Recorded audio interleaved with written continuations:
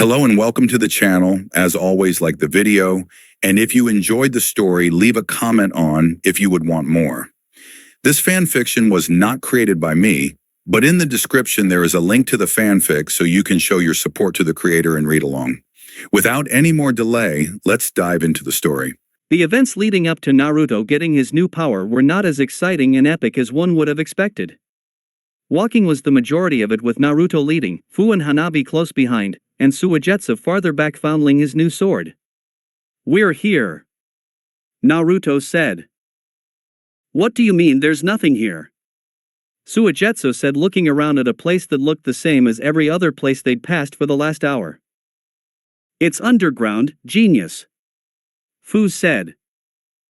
"Hanabi, use your Byakugan to find where the statue is exactly," Naruto said, ignoring Suigetsu's comment.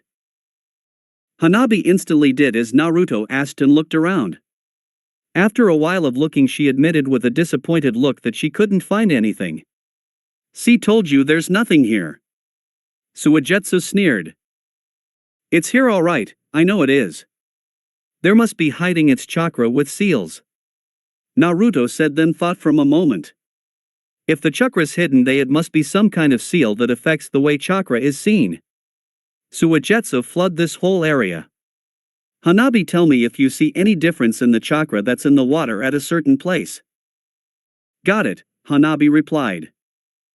"Wait, let me do it," Fu yelled, butting into Suigetsu just as he was about ready to do his jutsu.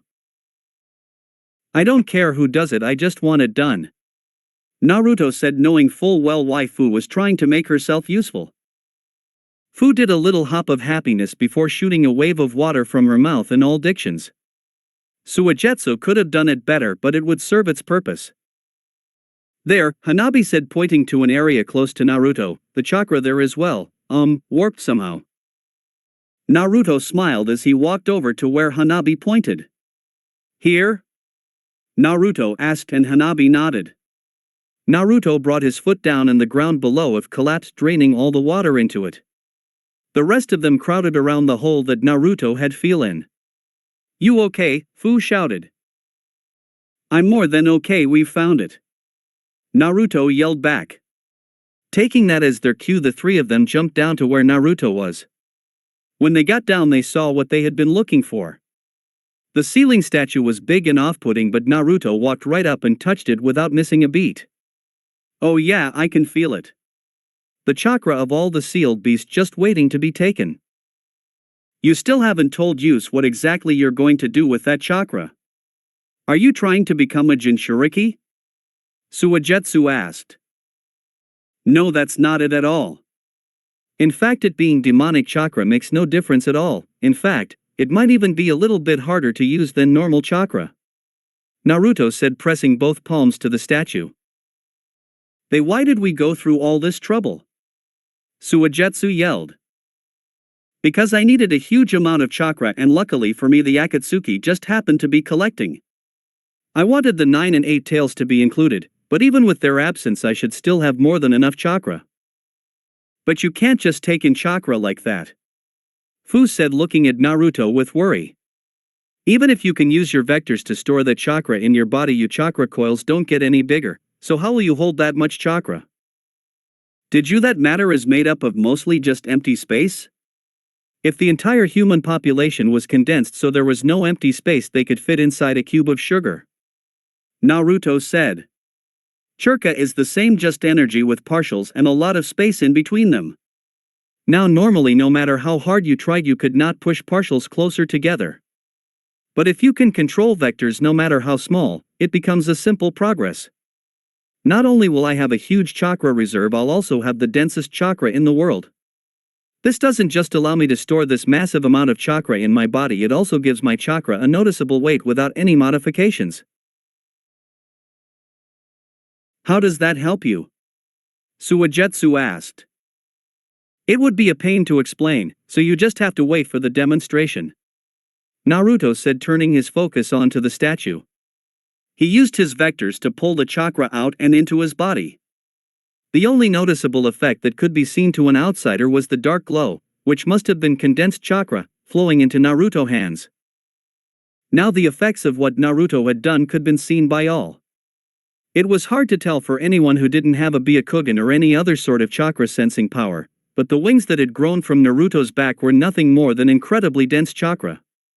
The chakra that made up the dome around was regular chakra that had been dispersed by the wings. Although anyone without a Byakugan or Sharingan would not be able to tell where the dome was. Now let me show you what your mercy gets when dealing with a god. Instantly anyone that was in the dome of chakra that Naruto created was killed. Blood rushing out their eyes and mouth as their blood flow had been reversed. Then wings flew at anyone who was just outside the dome at insane speeds. Some ninja were beheaded and some had their stomachs ripped out.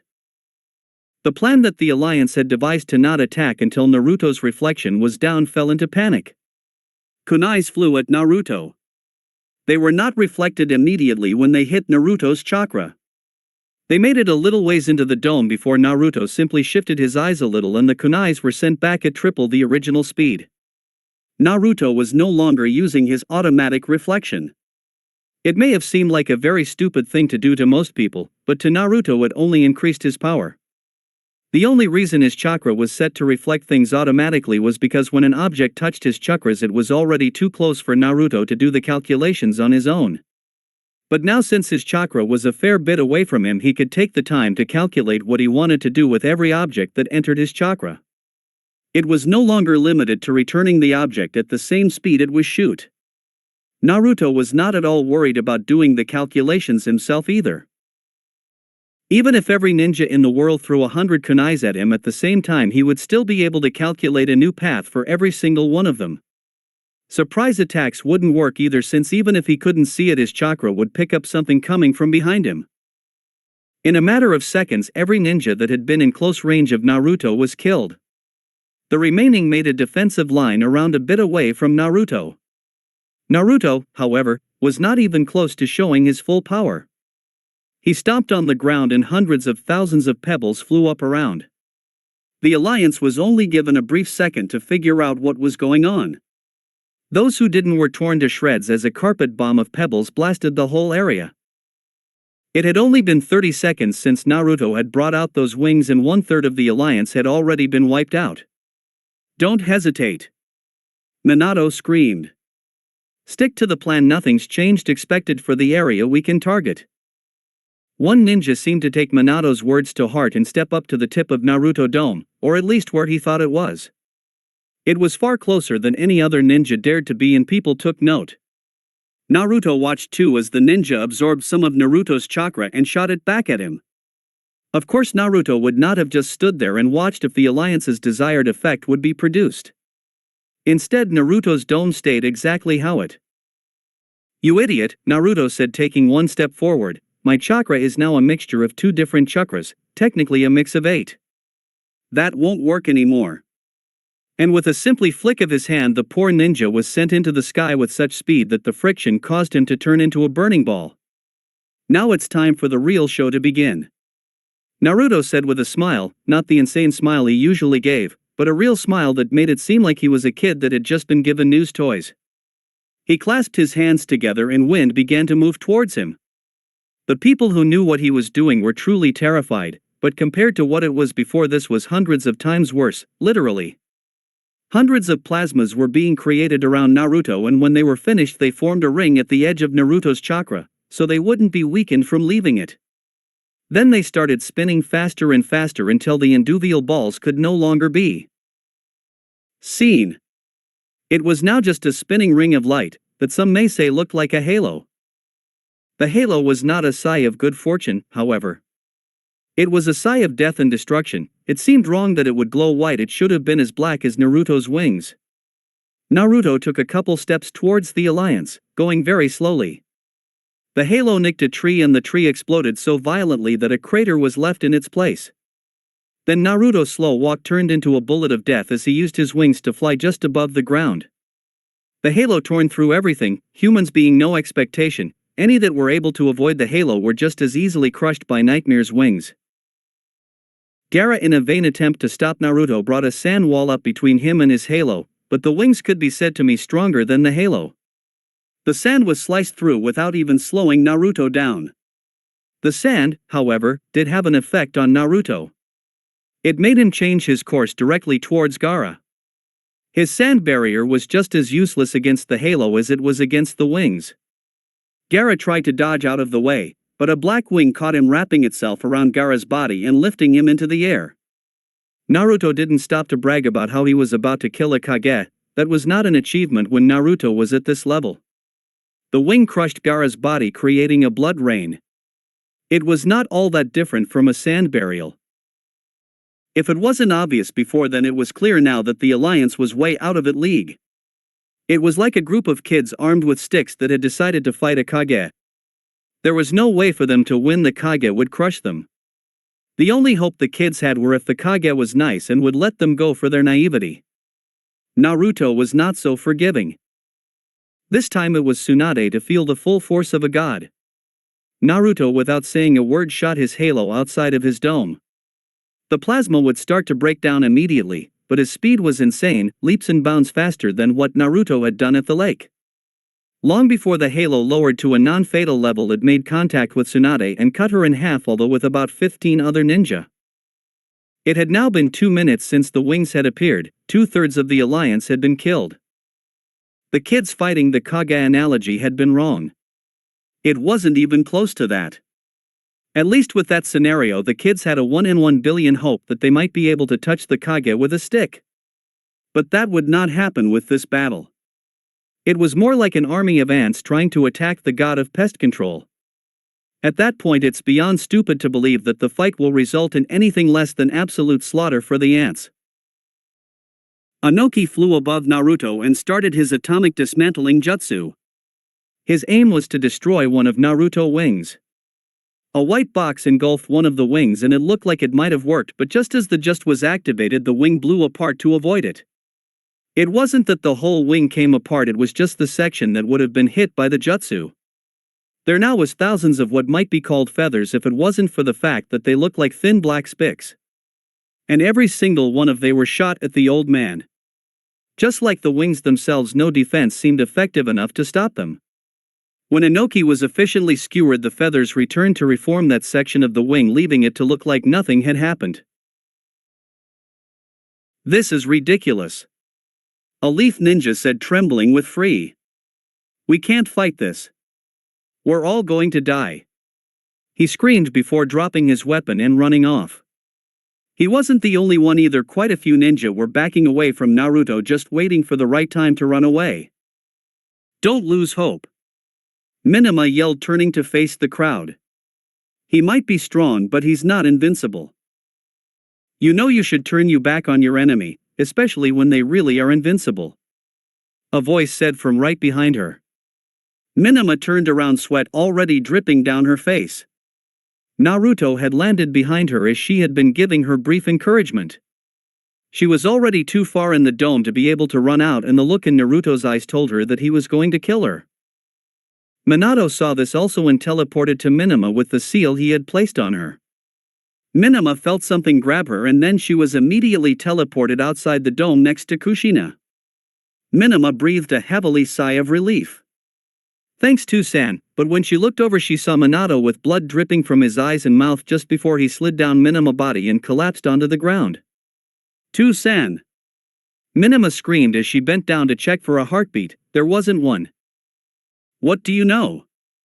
Naruto said, not at all concerned by the fact he had just killed his own father. "Even when I reversed his blood flow, he still held on long enough to teleport you out. I didn't know that could happen." Minima grinding her teeth and had the glare of death trained on Naruto. She got up and started walking. Naruto just watched with his head titled and a smug grin on his face. Minima was going to kill him. He was a monster that didn't give a damn about anyone else. She was going to rip that smug look off his face. But as she got closer, her glare loosened and her fear grew. She couldn't kill him. He was a monster. No one could rip that smug look off his face. Minima stopped walking long before so got to Naruto. The fact was she was too scared. "That's what I thought," Naruto said. His wings lifted straight up into the sky. They stayed there a few seconds and all anyone could do was admire the horrible sight. The way they were positioned blocked out the sun so light was only able to come from the sides, making Naruto look like some demonic angel. Then they came down. The ground split and trees were uprooted as the shock ravaged the entire ground. Even the best ninja found themselves unbalanced. Naruto wasn't affected, and by the time the alliance got their footing, Naruto was ready for round 2. Everyone! I yelled, startling everyone, even Naruto. They all looked to what he was going to say. He had the look of a man who was having an inner conflict. His face seemed to be fighting itself. He obviously didn't want to say these words but knew he had to. Retreat! No one even thought about denying that order. Everyone ran off, leaving that monster behind. Naruto watched them leave with little enjoyment. He could chase after them, but his plan had been fulfilled.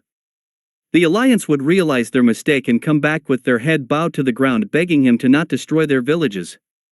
The black wing slowly faded away as Naruto walked around the body-filled field to look for Suigetsu's swords. Once Naruto had created his wings, the battle had lasted 3 minutes and 57 seconds.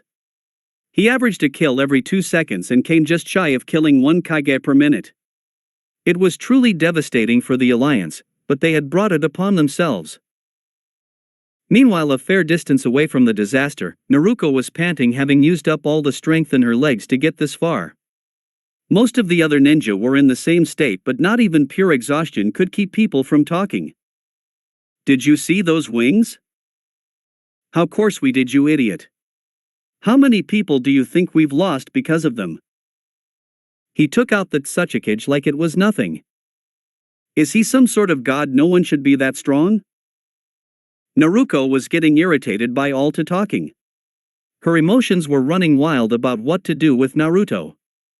Naruto killed Minato, that fact was clear, but Minato had still believed in Naruto when he was almost killed fighting for the Three Tails. Should she still trying to bring Naruto back because that's what Minato would have wanted, or should she finally give in and write Naruto off as a monster? Naruko didn't know, but the chatter didn't help, so she shouted something that she had always believed. You all need to shut up? We're still alive. We can still fight. Naruto isn't invincible. We can beat him once we regroup and gather our strongest ninja. Everyone turned towards Naruko just like they had during her speech at the Three Tails fight, but unlike last time, she did not fill them with hope and determination. Instead, you want to see our best? Well, head back to where we came from because they're all over there. There is no way that he can be beaten by just a little regrouping. If he wanted to, he could stroll right up to Kumo and no one could stop him. Beat him. Beat him. We would have been lucky if he even looked at us like a threat. On and on they went about how it was impossible to beat Naruto, and no one put of any opposition, not the Kages, not Kushina, not even Minama, who Minato died trying to protect. It was Jiraiya who finally put an end to their squabble. Listen, no matter what is said here, no resolution will be reached. I suggest we all go back to our home village, then have a meeting to discuss what should be done next. After all, Jiraiya said, his voice taking on a very sad tone, we along with Suna and IWA have to elect a new Kage to even take part in this meeting. Everyone seemed to agree, but no real words were said. Everyone just got on their feet and hobbled away in the direction of their home village. It was a depressing sight. The threat of Naruto coming to attack them was not zero, so maybe they should have up a little more effort in leaving like an actual ninja force, but then again, why did it matter? There was no defense they could put up to stop Naruto, so why even try? No one even thought about going back for the bodies. When the Leaf Ninja returned, everyone was ready to congratulate them, but the mood surrounding filled their senses with defeat. How had this happened? It was one guy against the world, and yet he not only beat the world, he crushed it. The election took place soon after, with half-hearted voters coming up to vote for Jiraiya, who won with no opposition. Jiraiya, the man who had avoided taking the Hokage's office all this time, sat in Minato's chair with no complaints. IWA and Suna also chose new leaders, but Suna didn't have anyone really ready to take the seat, and it was already under debate if Suna should be replaced with Taki as a major village. IWA, on the other hand, wasn't that bad off when it came to leadership. Let's be honest, Tanoki had already been heading to the grave, and more than a few people had been ready to take his spot. Jiraiya's first order of business was to assess how much damage had actually been caused by Naruto's slaughter.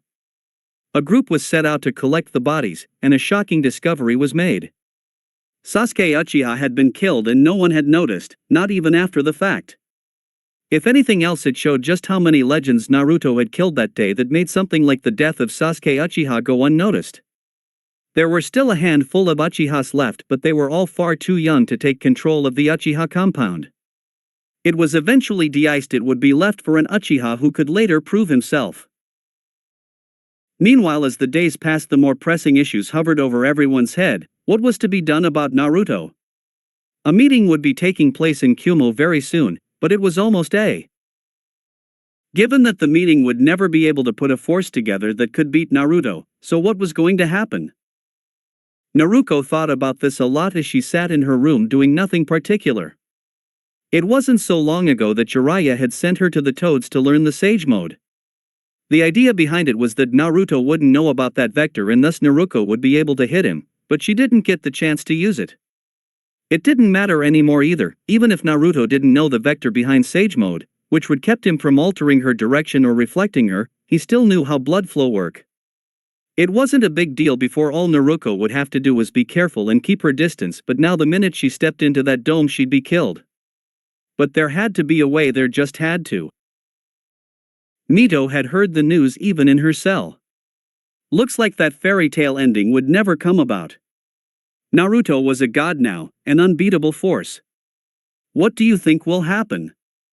Mito asked Kabuto as much as she hated to, but Mito had to admit Kabuto was way smarter than her. This meeting that they're holding is only propaganda that makes it seem to the average citizen that they still have some sort of control over Naruto. The real purpose of the meeting will be coming up with a plan that will convince Naruto to not walk up and destroy the ninja world. The only problem is that they don't know what to give him. What are you talking about? Mito asked. We all know that Naruto wanted to become a god, but now that's done, that what does he want? The Alliance needs to figure this out because they don't have a power advantage anymore. It's obvious what Naruto wants, Mito said. And what's that? Kabuto asked, showing a mild curiosity. He wants peace. Ninja won't stop fighting each other even if they were threatened to stop by Naruto's all-destroying power. The system has been around too long. If ninjas stopped fighting, the economy of all the major villages would collapse, which would lead to even more sadness and despair than a fourth great ninja war would. I wasn't talking about world peace. As much as I love Naruto, he isn't that nice. He just wants peace for himself, and I guess the people in his group. Mito said, bringing her knees up to her chest, thinking about how she could have been in that group. Kabuto thought about it for a little bit before giving his own reasoning. I see that isn't impossible with how strong Naruto is now. People will give in to their fear more than their anger and won't attack Naruto. That must be why he calls himself a god, but Naruto has probably already acquired his peace with his most recent display. The Alliance can't do anything in that regard, so they'll have to find something else. Luckily for them, if Naruto really only wants peace for himself, he'll be willing to make a deal with the Alliance, and no matter how outrageous the demands get, they'll give it to him. The meeting took place in Kumo, although it was less like a meeting and more of an inventory check. What if we offer him a squad made up of our best ninjas to protect him? The new Kage of Suna said. You idiot, Naruto doesn't need protection. He's way too powerful, and what would they even protect him from? There's not a person left in the world who would think about attacking him. I said, begrudging as it was humiliating to a part of this meeting. Then what else can we do? We can't let him walk into any village he pleases, he'll level the place. The Kage yelled back. Naruto isn't just going to start taking tours of our villages. I bet he won't even step foot in one of the major villages. I said, being the only one in the room who still thought Naruto might still see the Alliance as a threat, even if it was a very, very small threat. Then there was a knock on the door and A ushered his secretary in. Mr. Rakage, Naruto Namikaze and his friends have just entered the village. I could hear the other Kages snickering at him, but he chose to ignore them to keep his pride intact. What is he doing? I asked, not being able to dismiss the thought that Naruto had come to level Kumo and kill the Kages he missed. Right now he's not doing anything. He's just walking around, although it looks like he's making his way here, the secretary said. All the Kages looked at each other. What should we do? Mei asked. As long as he doesn't do anything, we should just wait here, but if he tries to attack Kumo, we'll have no choice to attack him, Jiraiya said. I agree, the Kazekage said, looking at his feet, obviously terrified of the thought that he may have to fight Naruto. The other Kages were better at hiding it, but they too prayed that Naruto was just here to make his demands. Meanwhile, out in the village, Naruto was getting the welcome he had expected. Ninja and citizens were crowding the sides of the streets just to get a look at the man who had defeated the entire alliance. They knew full well that Naruto could kill them, but that wouldn't stop them from watching. Most of the ninja had a look of pure hatred in their eyes, but they had accepted that Naruto was too strong for them to do anything. They would shift their eyes from Naruto to the group behind him, thinking that maybe they could get to Naruto by killing his friends, but they would quickly realize that too was an impossible task with Naruto right there. The group behind Naruto was taking the welcome in their own way. Fu was partially clinging to Naruto's back, and surely would have been if it wasn't for his reflection, as the people gave them their hate. It probably reminded her of the looks she got in Taki. Hanabi had a lot more control of herself, but she was still nervous. Suigetsu, on the other hand, loved the attention. He returned each glare with one of his own, and at one point it even growled, showing off his shark teeth. They made it to the place where the Kages were having their meeting, and the guards didn't even attempt to stop them. Naruto walked right past the secretary, although the rest of the group decided to wait in the lobby while Naruto took care of business. Naruto walked into the meeting room and all the Kages looked at him, trying to dissect his mind for what he was doing there. Hello, I'm so glad that you all had the time to see me, Naruto said with a big smile and a happy-go-lucky voice. I don't want to take up too much of your time, so I'll get right down to business. I would like each of you to give me 1% of your village's revenue. It took about 2 seconds for Naruto's demand to sink in. 1%? Are you fucking insane? Mei yelled. The other Kages stiffened, thinking that Naruto would blow the room sky high, but instead he just answered politely. I think you're overreacting, it's just 1%. It might only be 1%, but it's 1% of the world's 5 largest economies that was used to fund whole sites, not one person. Even having 1% of just one of the major villages would make them rich, but all 5 would give them almost unlimited funds. I'll agree, Jiraiya said, startling everyone. I'm glad you see it my way, Naruto said. Jiraiya's words started a chain reaction, and the other Kages started to really think about it. And it didn't take much thought to realize that they didn't have much of a choice. They all agreed to Naruto's terms in the end. 1% wouldn't kill their economy, but having an enemy like Naruto certainly could. That's how powerful Naruto had become. He never once mentioned why the Kages should give him this money. He didn't threaten them. He simply told them that he wanted it, and that was enough of a reason to pay up. Thank you for your cooperation, Naruto said after he had been given a huge sum of money to start out with. Every time you need to pay up, just send it to my house. I'll send an address once it's built. Then Naruto Namikaze, the richest and strongest person in the world, got up and left. Mito was awoken by a strange sound.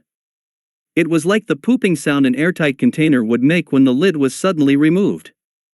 Outside her cell was a life form that she had really hoped she never see again. Well, isn't this interesting? Kabuto said to the being that Mito would refuse to think of as a person. The alliance sure can be mean. Naruto this, Naruto that, Naruto the only surviving member of the Akatsuki. Why did they all forget about us? Zetsu said, sounding like a child who lost out on the last cookie to his older brother. You idiot, that's a good thing. If they forgot about us, then we can move freely. It still makes me sad. If you don't mind me asking, what are you two, or is it one doing her? Kabuto asked, but the smile on his face told Mito that he already had a pretty good idea. We need your help, Kabuto-sensei. White Zesta pleaded, and would have gotten done on his knees if he wasn't attached to Black Zetsu. We do acquire your assistance with that special skill of yours. That's great. It's been a while, so I thought that leak about my skill wouldn't catch any fish, but it looks like I just had to be patient. Kabuto said as Zetsu phased into the ground and then phased out behind him. Well, we certainly bit. Zetsu said before warping his arms around Kabuto's waist and phased them both into the ground. Mito watched it all without saying a word. There was no point. Even if every ninja in Konoha came running to the sound of her voice, Zetsu still would have escaped with Kabuto. But what did Zetsu want with Kabuto? Mito could only assume it had something to do with the now destroyed Akatsuki. It was probably some sort of revenge against Naruto, but whatever it was, Naruto could handle it. Mito thought as she went back to sleep, very sure of that thought. Konoha could discover their missing prisoner in the morning. How long had it been? The calendar said 3 months, but it sure didn't feel like it. When the Alliance surrendered to Naruto, everyone held their breath, fearful of what would happen next. What would the land's newfound god do? The answer, nothing. Naruto didn't go on daily massacres like people thought he would. He didn't go out and kill all the dangerous missing nins and bandits as a punishment. He did none of that, and because he did nothing, he became more godlike. Soon people just thought of him as a legend. Someone who had the power to kill them all, but wouldn't us it so they had nothing to fear as long as they didn't try to challenge him. He was always in people's mind but not their actions. Just like a true god. Naruko realized just how sturdy the world was. It only took a month for everything to return to the way it was after Naruto stepped off the main stage. The alliance broke up almost immediately after Naruto left Kumo. The main issue was if Suna should still be allowed to counting as a major village. The villages were split and once again became their own separate entities, the only link between them being the money they owed to Naruto each month. Bandit camps started popping back up at their usual rate since fear of accidentally turning down a one-way road had been passed. The world moved on. Naruto was nothing more than a story, and he would stay that way unless he de-iced to return to the world. There were, however, 2 places where Naruto was still very real and would remind people that he was still the strongest. One of these places was a simple white page in the very back of a certain black book. It read, Naruto Namikaze is the only person to ever achieve God class. He is extremely dangerous and should be avoided at all costs. There is no bounty on his head, so going after him is pointless.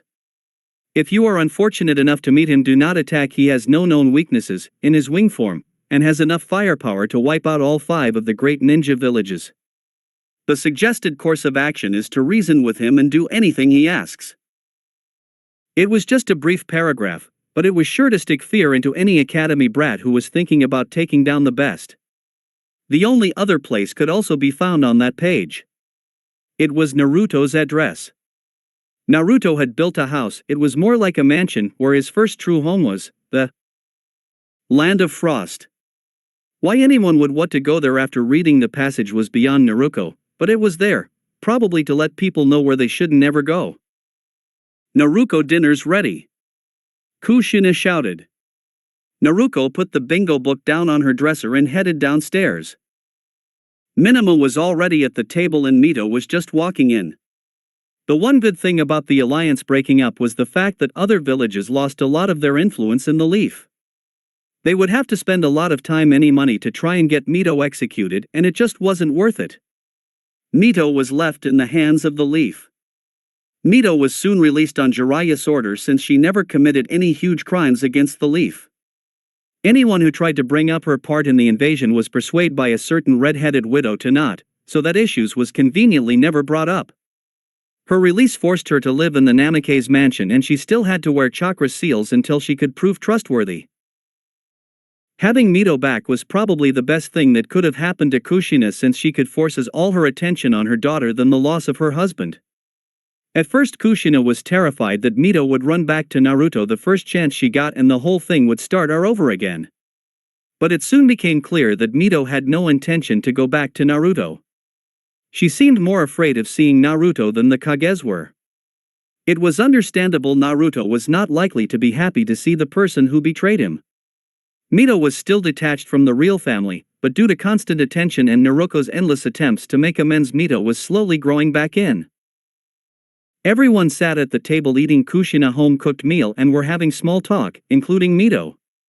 It was almost like they were a normal family. Minima would have been happy staying like this, and given time Mito was sure to accept this family over Naruto. It might not been the exact happy ending they had all been hoping for, but it was good enough.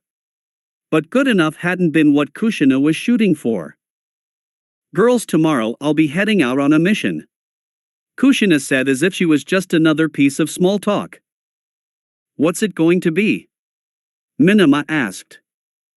"I asked to be the one to deliver Naruto his money this month," Kushina said. Naruko choked on her food and had to pound her stomach to breath. "Why would you do that?" "It's just something I have to do," Kushina said. "He won't come back to the leaf," Minima said. "I know, but I just need to talk to him. I need to learn who my son really is," Kushina said, tears leaking out the side of her eyes. Mito didn't say anything. She knew exactly what Kushina was thinking. It would be hard to face Naruto, especially after he killed Minato, but as Kushina said, she had to. Mito knew she had to too, but she wasn't brave enough, and honestly Mito didn't think she'd ever be. Slowly Naruko and Minima realized this too. "Just be careful," Minima said. "I will." Later that night Naruko laid awake in her bed looking at Naruto's page in the bingo book as she often did.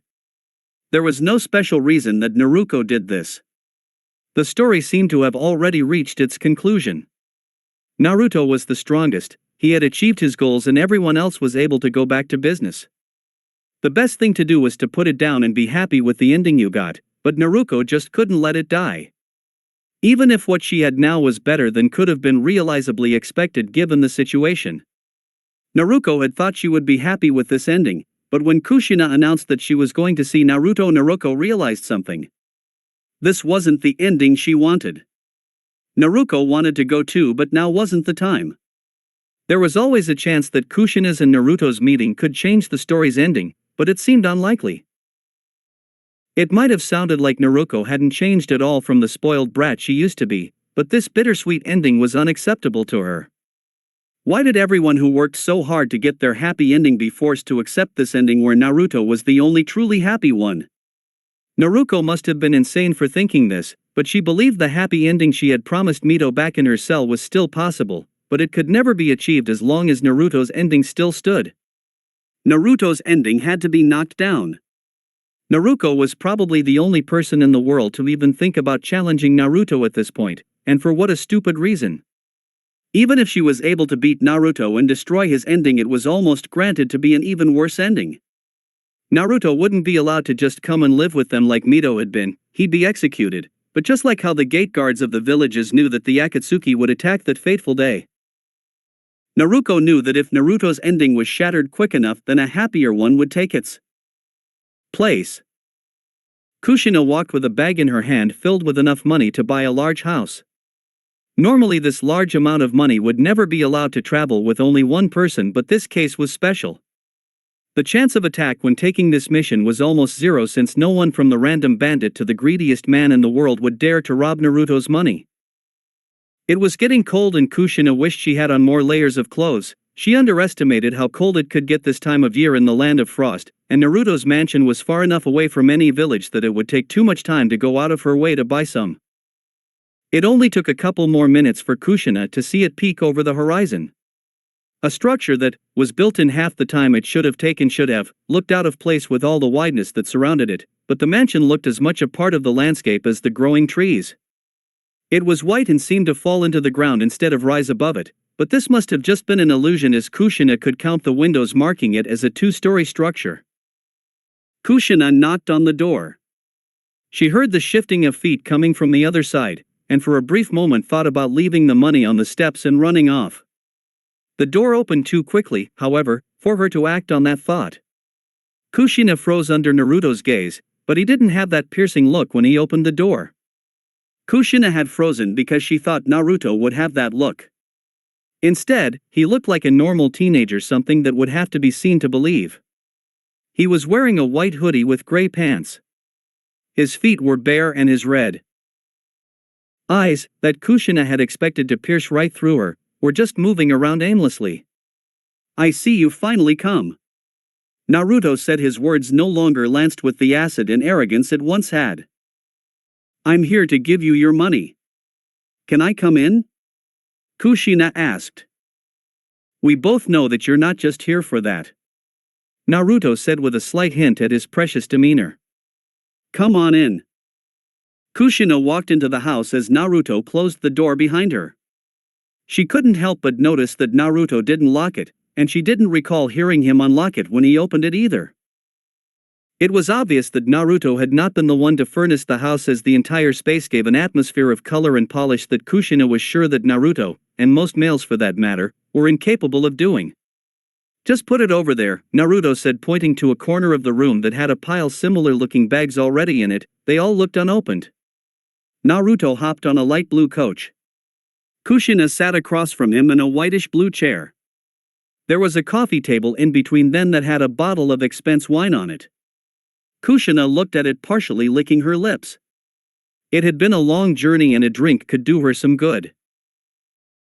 Naruto seemed to have noticed her hunger and decided to play the nice host. He cracked open the bottle to pour each one of them a glass. Kushina quickly took the one she was offered. She would have drunken the whole glass in an instant, but she noticed that Naruto was just looking at his glass as he swirled the red liquid inside. Kushina briefly thought that Naruto may have spiked the wine, but that thought was gone almost as so as it came. There was no reason for Naruto to do that. He could have easily taken Kushina down if he wanted to. I assume you're here because you want to talk about Minato's death, Naruto said. I do, Kushina said, putting her glass down, giving him a more Naruto-like stare than Naruto had given all night. Shoot away, Naruto said, finally taking a small sip of his drink. Why did you kill him? He tried to kill me. Don't you feel even the slightest bit guilty? No. How can you be so heartless? Naruto let out a heavy sigh of annoyance. Why is this so hard for Leaf Ninja to understand? Have they really grown so arrogant that they believe they can do no wrong? Of course not, but what you did was clearly in the wrong, Kushina said. You still don't get it. Why am I in the wrong? It's a ninja's job to kill, Naruto said. That might be so, but what you did was barbaric. All those people were ready to run away. You knew they were no threat to you right when you sprouted those wings. Yet you killed them without hesitation, not even thinking about their families or friends. Kushina said, a clear liquid falling onto Naruto's floors. This confirms it, Naruto said, like he had just finished an equation to a math problem. You Leaf have grown so high and mighty that when one of your nobles are killed by us peasants you cry out, look at these barbarians, they're so evil. How many people did Minato kill in the Third Shinobi War? In fact, how many people did you kill? Naruto asked, finally giving Kushina the death stare she had been so worried about. We had to, we were at war, Kushina said, trying to defend herself. Then that makes it okay because you're the Leaf and those rock bastards attacked you. I bet when Minato massacred those people by the hundreds he didn't think about their friends and family. Yet you call him a hero while calling me a villain. The truth is I'm only in the wrong because I killed one of you, but things are different than they were before. Now the nobles aren't strong enough to take me down by force, so all they can do is cry out on how cruel the world is to them. Kushina wanted to make a defense. She was digging into every part of her mind and soul for a refute, but there was nothing. Slowly she looked towards the ground, accepting Naruto's words as truth. That's better, Naruto said. It finally dawned on at least one of the nobles that morels are made by the strongest, and it just so happens that a god is far stronger than a noble. Suddenly Naruto's piercing eyes left, as if someone had used an eraser on his face, and returned to the lazy, unfocused ones from before. Is there anything else? Do you like your new life? Kushina asked. You must think I'm one of those people who can't live unless they're fighting or putting their life on the line, but that isn't me. I love these nice peaceful days, although if I have to I won't hesitate to bloody my hand to protect this life. I see, Kushina said before standing up, then hope you enjoy it because you're still my son and I want you to be happy. Naruto heard the door open and close, and then there was silence, for a brief second. Wow, I didn't think we ever see that look again. A female voice called from the second floor. What can I say, the nobles just know how to irritate me. Naruto said, getting up from the couch. What are you going to do now? Fu asked. First I'm going to get something to eat, then a nice long bath. Naruto said. Clearly nothing Kushina had said had changed anything. Fu waited for Naruto to enter the kitchen. Once he was completely out of sight, Fu raced to one of the second-floor bathrooms with a very naughty plan in mind. She entered the bathroom and quietly shut the door behind her. This bathroom had a huge bathtub that could easily hold 4 to 5 people. This was Naruto's favorite place to clear his mind, so he would defiantly come here. Fu started running the water when the door to the bathroom opened. Fu was confused since Naruto should still be eating and there was no knock. Surprisingly, Suigetsu and Naruto were very good about knocking first. Fu turned around to see Hanabi shutting the door behind her. So you were watching? Fu questioned. I sure was, and I noticed you running off to the bathroom. What the hell are you doing? Hanabi said, pointing her finger angrily. I just want to take a bath with Naruto. Fu said innocently. You can't do that. Hanabi said, her finger shaking and a hard blush on her face. Besides, Naruto would never agree. You obviously haven't been paying close enough attention to Naruto as I have these last 3 months. I can already see the scene play out. It will start with Naruto knocking on the door like a gentleman, but I won't say anything. Then Naruto, thinking no one is here, will come in and see me. Then I suggest we bathe together. Naruto will find it more of a pain to go somewhere else, and trying to keep up his laid-back image will agree. But Naruto is still a teenage boy and will find himself taking glances at my body, then he'll realize what he can have and our relationship will blossom from there. You can just peek at us with your Byakugan. Fu said offhandedly. I would never do that, and your plan is ridiculous. Hanabi said, her blush having turned new shades of red from Fu's plan. Then leave. If you don't think it will work, then you have nothing to worry about. Fu said, shutting off the water and then doing something unthinkable. She started stripping off her clothes. Hanabi couldn't believe what Fu was doing, but now it was clear this was a serious threat to Hanabi. Up until now, Hanabi had only been doing little things like make Naruto coffee and other small things and hope Naruto would come around, but with Fu's actions it became clear that Hanabi would have to be more aggressive. I'm not going to lose to you, Hanabi said, and also started doing the unthinkable. With both of them in that state, it was clear who had certain advantages, but neither one of them really knew Naruto's type, so it was still up in the air for them. The stare down continued for a good 2 minutes before a knock was heard. The girls stood perfectly still, not wanting to be heard. In a few moments Naruto would decide who was more attractive, not by his words but by his eyes. The door opened and Suigetsu peered in. It took him all of half a second to realize that there were 2 completely naked girls in front of him. He smiled at them with a small blush. Why, hello ladies, this is unexpected.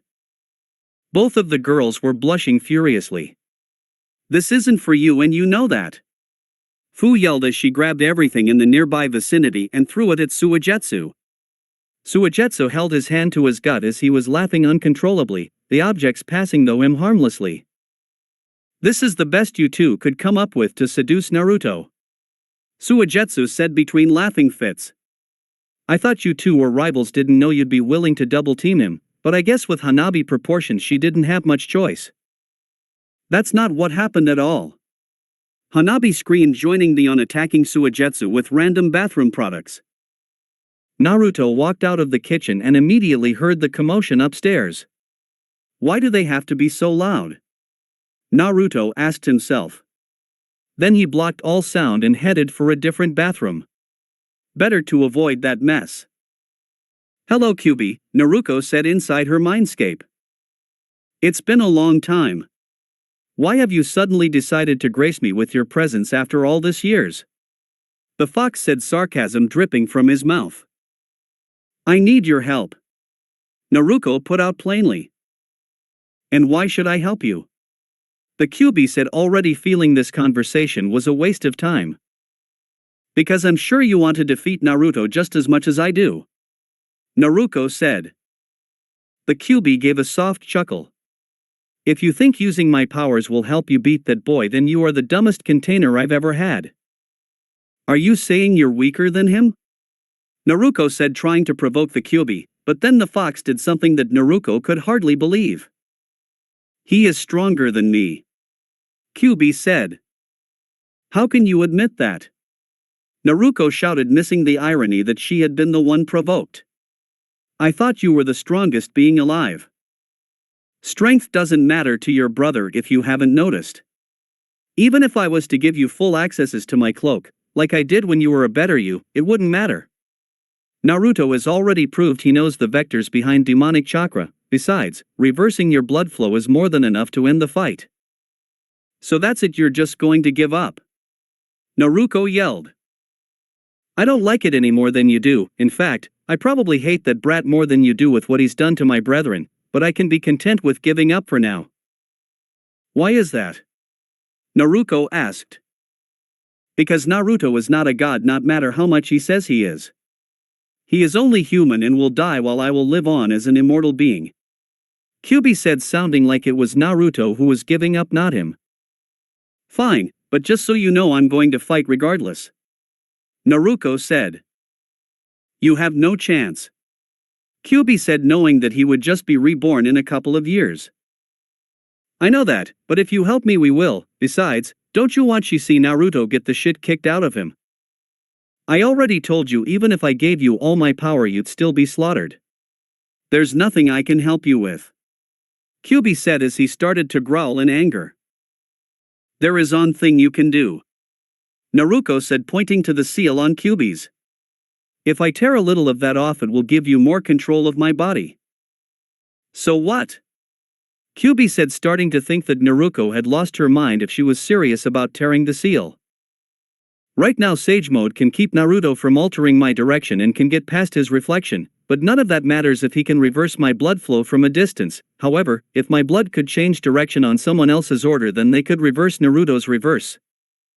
I see what you mean now. Kyuubi said with a strange look in his eye.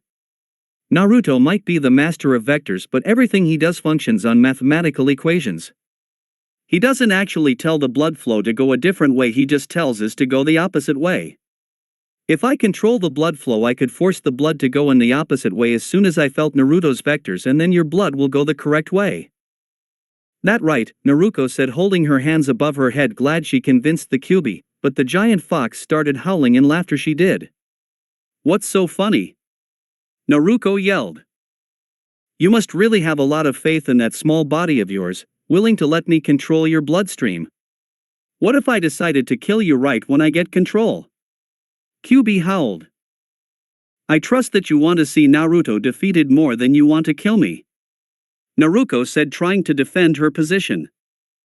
But what about after? Not to mention the fact that the constant switch in your blood flow would be extremely painful and could possibly kill you if I'm even a second off. Kyuubi said. I'll just have to trust you then. Naruko replied. Kyuubi stopped its laughter and all become quiet. You really are a dreamer, but I don't have much to lose in this deal, so I'll help you. It's just going to hurt my pride when Naruto wipes the floor with you. Thanks for your vote of confidence. Naruko said as she walked up to the cage and tore off the corner of the seal. Hang on, I don't think that's enough, could you do a little more? Kyuubi asked. No, was Naruko's simple answer before teleporting out of her mindscape. Naruko's eyes shot open. She was in her bed staring up at the ceiling. She thought about staying like that for a little longer, but if she did she might have the chance to talk herself out of it. She put both feet on the ground and took a step towards the door.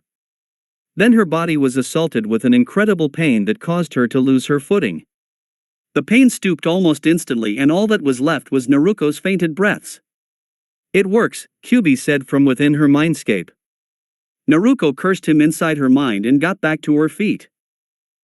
Downstairs she saw Kushina, who had returned early that day. She didn't talk about her visit. Kazan, I'm going out for a little bit. Naruko said. Just be back by dinner. Kushina said, not looking away from the oven. No promises, Naruko said as she opened and shut the door to a life that she could very well not return to. Naruto was still up even though the moon had creeped into the sky a few hours ago. Fu was leaning on his shoulder fast asleep and Hanabi was resting her head on his lap. Naruto would sometimes put down his reflection if the girls wanted to snug up on him now that the threat of attack was very minimal, and it would only be down 1 or 2 seconds at the most. Naruto did not mind the girls' company, in fact, he found himself enjoying it more and more. But tonight was not the time to think about his dual lovers. It had come to Naruto a few moments ago, and just like those other strange events there was no possible way he could know, but he did. There was someone just outside who had come to beat him. Naruto was annoyed that there was still someone who would dare challenge him, but he still finished the chapter he was on before doing anything. Naruto stood up, told the girls to go back to sleep as his movement had woken them, and walked outside. Naruto guessed the person who had come to face him was just the world's biggest idiot who refused to give up. That was fine, the world was allowed to have one of them. Naruto would just crush them and go back to his peaceful life. A white carpet adorned the ground as of last night and it was desperately cold, but Naruto wearing his thin clothes and no shoes didn't even feel it. Naruto saw the figure waiting for him. Why was that person waiting for him? That was obvious, the figure knew that Naruto would know about their presence. When Naruto saw who it was he let out a heavy sigh. Naruko, what are you doing here? Don't act like you don't know. I'm here to knock you out. Naruko said forcefully, her arms crossed in front of her. Knock me out? Naruto said, raising his eyebrows. You're not here to kill me? Don't tell me you still think you can force me to the leaf and everything will be just peachy?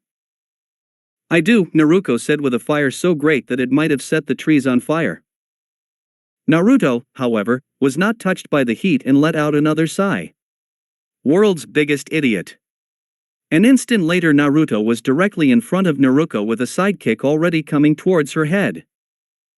Naruko lowered her body to avoid it, but as Naruto's leg crossed over her head the force that should have continued on was suddenly shifted downwards.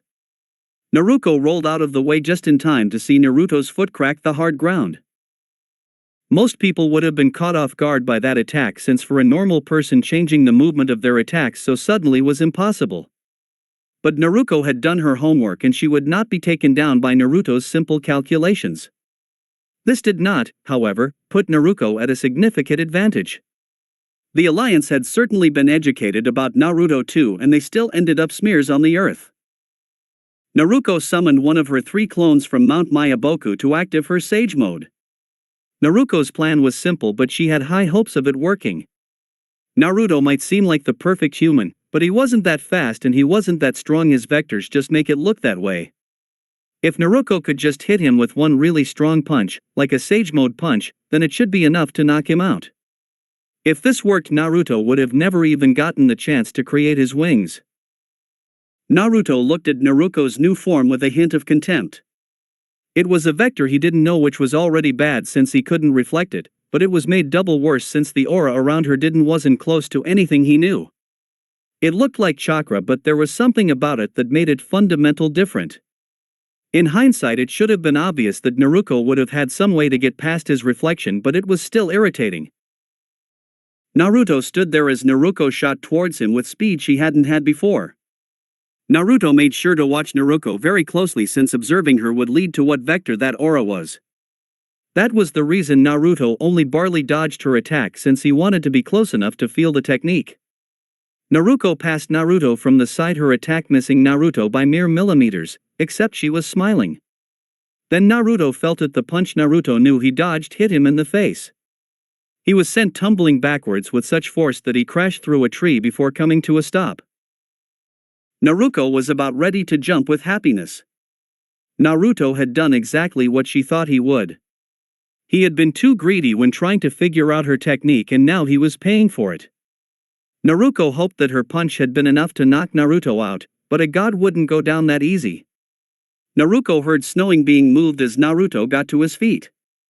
He had blood dripping from his mouth and his forehead, but other than some dirt stains on his clothes he looked perfectly fine. Something that was strange since the tumbling he did should have given him a few scratches at the least. "I'll admit," Naruto said, brushing the snow and dirt off his clothes, "you got me good on that one, but don't think it will happen again. You see, the more you attack the more information I get, and if your attack connects then I get even more information, though I prefer if it didn't. The point is that attack allowed me to figure out that techniques extended range." Naruko's face twisted into anger as she saw Naruto get back up so easily. "Why are you so mad?" Naruto asked. "Oh, was that attack supposed to knock me out?" Naruko's face twisted even more as Naruto hit the jackpot. It was a valiant effort, but Tsunade tried the same thing and it didn't work. It's actually quite funny since not too long ago that would have done the trick, but since my churka is so dense now it acts like armor inside my skin. That combined with me using my vectors to lessen the amount of damage my body takes on secondary damage like tumbling and whatnot makes me more suited to take blows like that, although, my body is still weaker than most, so I probably will clock out if you hit me with a couple more of those. Naruko rushed Naruto again. She used every kick and punch she knew, hoping Naruto would slip up and fall into her extended range, but staying true to his word he was doing the bare minimum to dodge her attacks. All the while he was speaking in a machine-like tone. "It's definitely chakra-based. It also appears to be degrading." There was also the fact that Naruko used a clone, which leads to the conclusion that Naruko has no way to produce this chakra on her own, or she is at least not able to produce it in battle. While he was talking, 4 cyclones erupted from his back. They attacked Naruko like an extra pair of hands, but Naruto wasn't the only one who could dodge ridiculous attacks. The cyclones were fast, but they could not match Naruko in her sage mode. She weaved in and out trying to attack Naruto in the process. There was one thing Naruko noticed: ever since those cyclones had come out, Naruto's awareness of her extended range seemed to have lowered. There was a few close calls where Naruto had moved to dodge, but would have still been clipped by the invisible attack. Only at the last second would Naruto seem to realize and adjust for it. It wasn't strange for this to be happening. Naruto offense and defense were based on equation. Every time he had to dodge he would run an equation to calculate Naruko's extra range. When he was just dodging he only had to focus on that one equation, but when he brought out cyclones he had to spilt his focus to run their equations too. But even though it felt like Naruko was getting closer to hitting Naruto, she knew that Naruto could probably jumble 20 plus equations and still be able to avoid all her attacks. The real question was why Naruto had decided to start attacking. Even if it was minuscule, adding any extra equation would increase the chance of being hit, so why would he risk it? He already determined that Naruko's sage mode was on a time limit, so the best option would be focus all on evading until the time ran out. Naruko tried to figure out why, but Naruto already put it into action before Naruko could get to her second theory. A cyclone came at he just like they had been, but this time when she dodged she was hit in the stomach by another cyclone. She flew through the air, but Naruto hadn't done all that work for a simple attack. He shot towards Naruko faster than she was moving. Naruko couldn't dodge in the air, so all she could do was block as Naruto's fist smashed into her crossed arms. Even with her body enhanced with sage mode her bones creak at the tremendous force. Her flying speed easily tripled as she smashed through several trees before coming to a stop. Naruko's whole body was stinging as she got to her feet. Naruto's attack had made her only successful attack look like a light kick in comparison. "I bet you're wondering how you got hit just then," Naruto said with all the passion of a politician. "By attacking you with all those cyclones I analyzed how you dodged, then created a database of the most likely position you would dodge to when confronted with a certain angle of attack. So I attacked you with one cyclone and then had my other 3 head to the top 3 positions you were likely to go to. It was the third most likely position, by the way." "You sure do love to explaining thing," Naruko said, annoyed at what she thought of as Naruto's bragging. "Information and experience are the best things you can get from any battle. When I took on the brats I found that I rather enjoyed teaching," Naruto said, really sounding like he was lecturing. "Doesn't explaining everything put you at a disadvantage?" Naruko asked. "Maybe if it was a jutsu with some kind of trick to it, but this is math. All I did was show my work," Naruto said. Then I'll just change my thinking and dodge somewhere I normally wouldn't," Naruko said as she charged Naruto. The cyclone came and Naruko dodged, and then she was blindsided by another cyclone. That was truly sad to watch. Did you really think you could change all those years of training and your own dodging patterns just like that? They're embedded in your body by now, they won't change just because you willed it. That was first position, by the way," Naruto said as Naruko was eating snow. "Damn it," Naruko said, pulling her face out of the dirt. "Stop acting so cocky. You are go. 5 minutes 9 seconds. Naruto said, cutting her off. "What? 5 minutes and 9 seconds, that's how long it takes for your technique to completely degrade." Naruko looked down and realized her sage mode was gone. She looked back up and saw a small storm of pebbles heading her way. Without her sage mode, she didn't have the speed to avoid them, and they were easily going fast enough to pierce her skin. She looked for salvation and was actually able to find it in the form of a downed tree that she herself had knocked over when Naruto had punched her. Naruko dove to cover, hoping the pebbles would fly over her, which most did, but a few shot right through the fallen tree and priced Naruko's side. With blood now soaking her shirt, she fumbled through the hand sigh required to summon her clone and get her sage mode. Once that was done, Naruko realized how quiet it was. Naruto hadn't launched another attack even though he had more than enough time to do so. Seconds passed and Naruko realized that this was just draining her sage mode. She peeked over the fallen tree, then there was a bare foot in her vision, then she felt her nose break. Naruko reeled back as her nose burst with blood. Her body was enhanced with sage mode. If that kick was strong enough to break her nose, then she was sure it could have knocked most people's heads clean off. However, that was just the initial attack. A cyclone tried to smash into Naruko. Naruko dodged, and she did so without getting hit by one of Naruto's other 3 cyclones. It wasn't anything special Naruko had done, it was just that her mind had been in such a panic that she got lucky and didn't dodge into one of the 3 most likely places. Naruko, knowing how luckily she got, created 2 clones with a plan in mind. Naruko and her clones created something that she hoped could change the tide of the battle. Naruto let out a soft whistle as his sister created Rasengan and then added her wind chakra to it. It looked to be truly dangerous, and it was no less so to Naruto since Naruko had added that strange chakra to it, but Naruto wasn't worried. Naruko would still have to get in range to use it. Naruko knew this. She had no way to make absolutely sure that her Rasen Shuriken could hit. She would defiantly have to dodge his cyclone at least once, and that would lead to her possibly being hit by one of the other cyclones, but Naruto's prediction of her dodges wasn't perfect. Her 2 clones were no threat to Naruto since they didn't have sage mode, but they shared her dodge patterns. If they dodge a little before her, they would likely take up 2 of the top 3 spots.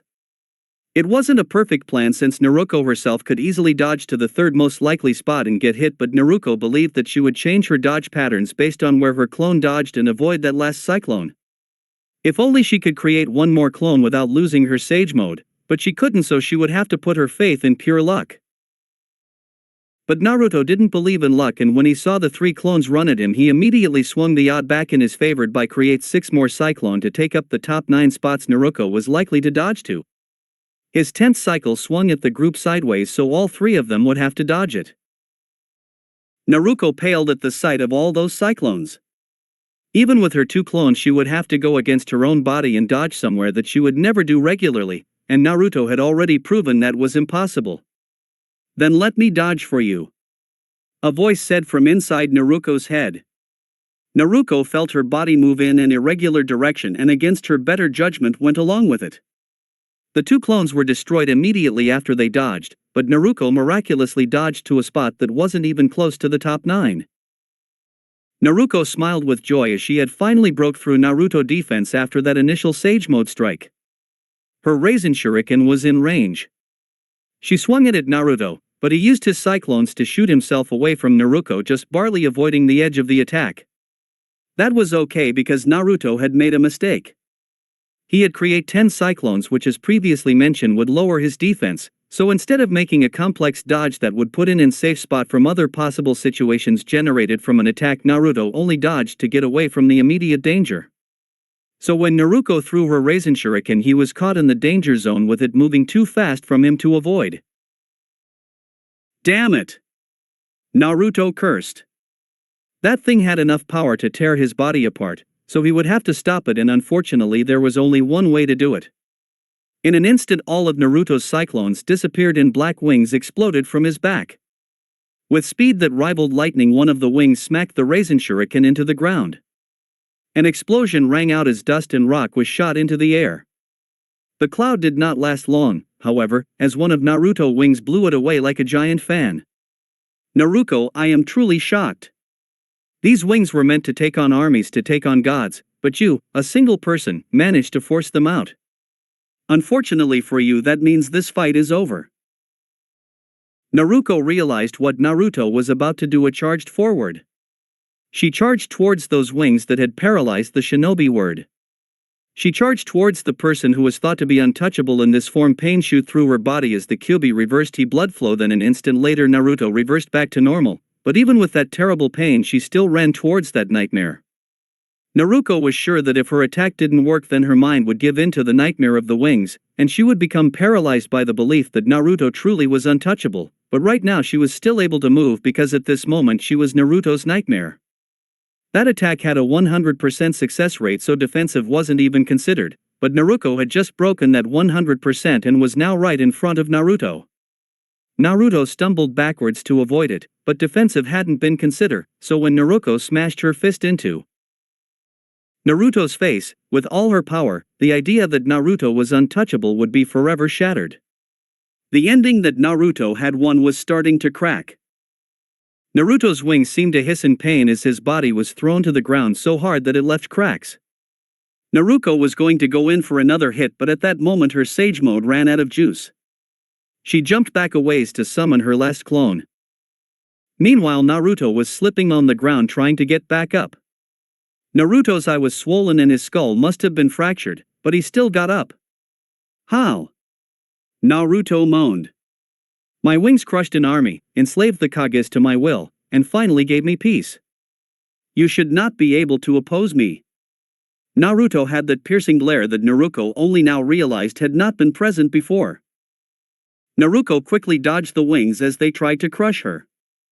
Naruto appeared to have given up on predicting her dodges and was going for pure speed, and indeed the wings were insanely fast. Naruko's Sage Mode was barely keeping her from being skewered, but that also meant that Naruto was leaving himself wide open. Naruko charged at her brother, determined that one more punch would end it. Naruto must have really lost it, since he didn't even seem to register that Naruko was getting closer. Naruko brought her right arm back and thrust it forward, but just before it made contact with Naruto he held his hand out like he was going to grab her fist, then, her wrist snapped. At that moment the battle stopped, the furious black wings were now swaying calmly. All that was left was a smile that seemed to cut Naruto's face in half.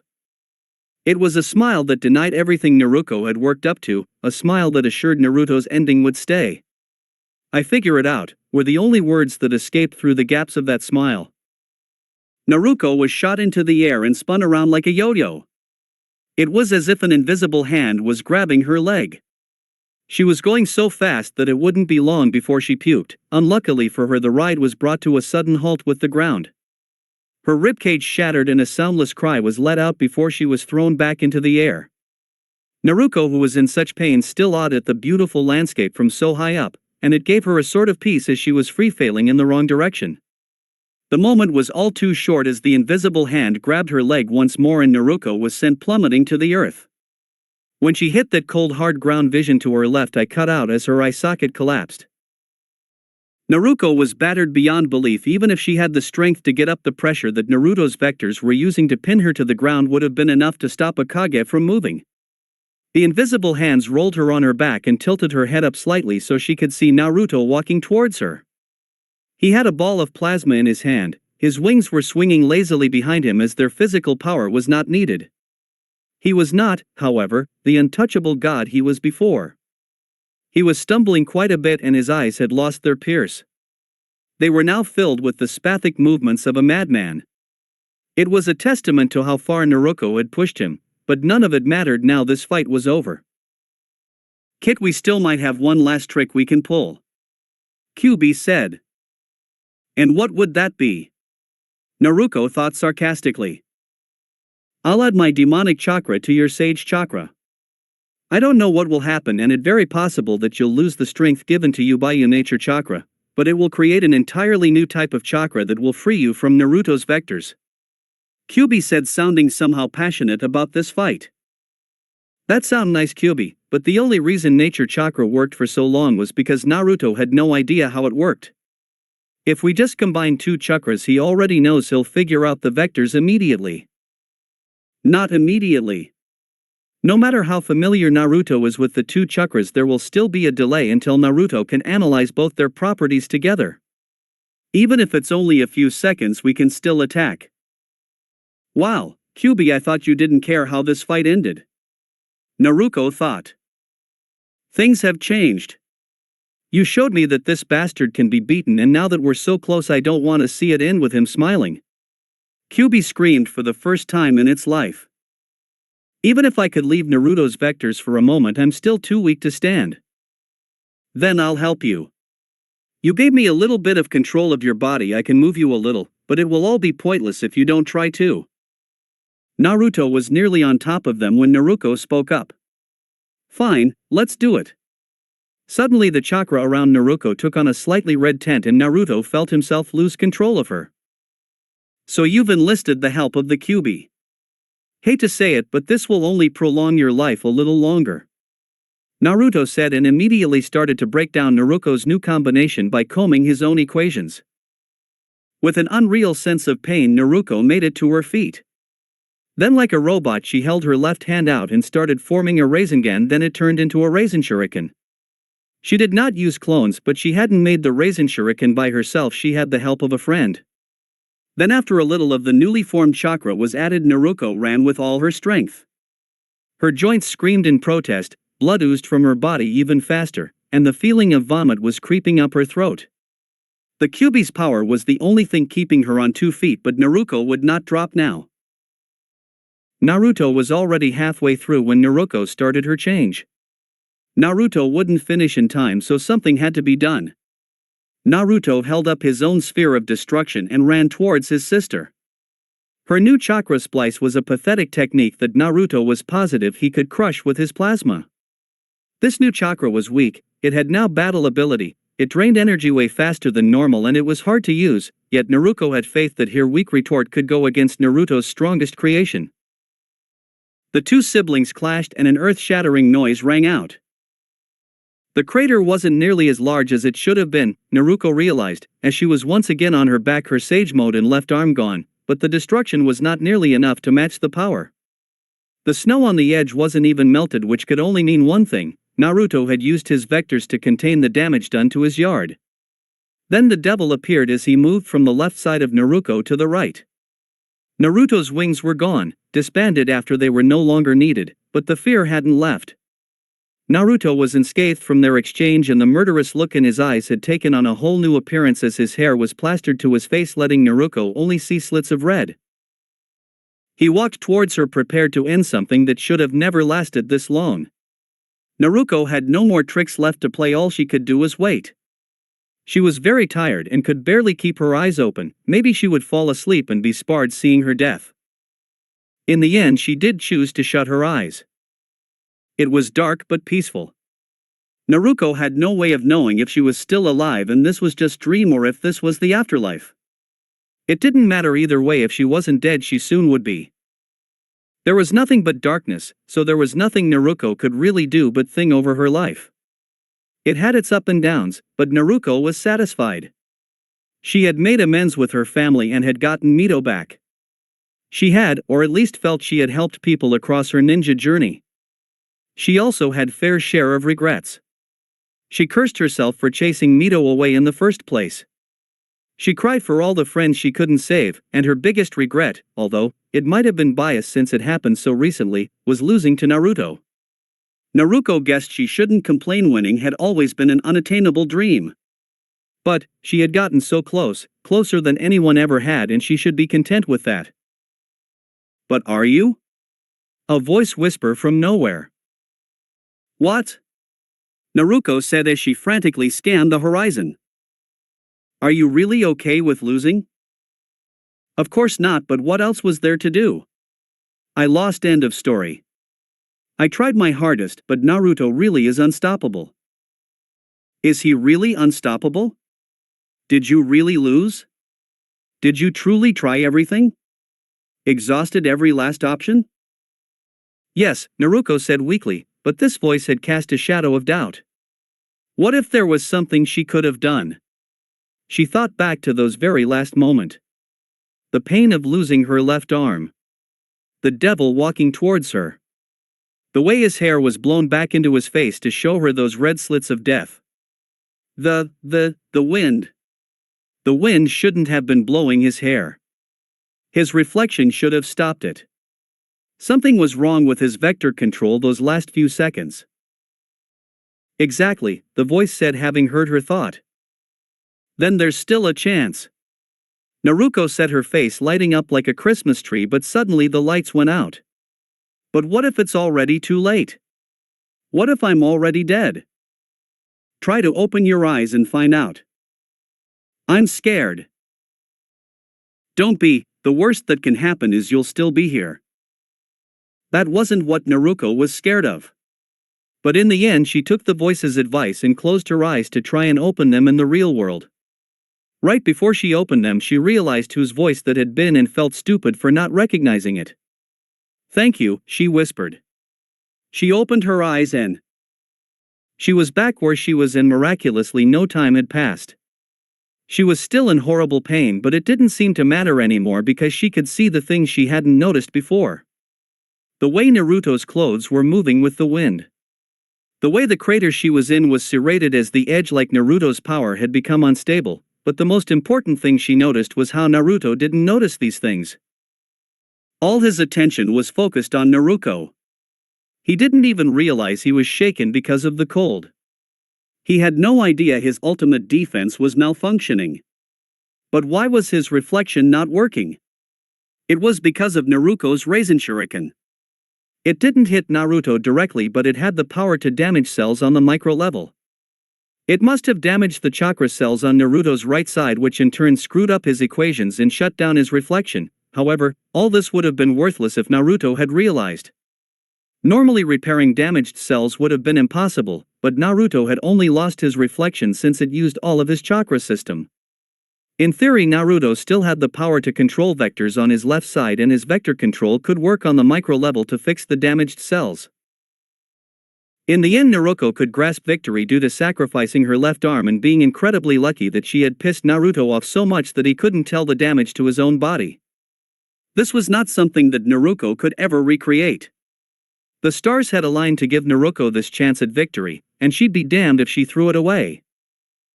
Naruko didn't have the strength to stand, so she pushed off the ground, sending incredible pain through her body.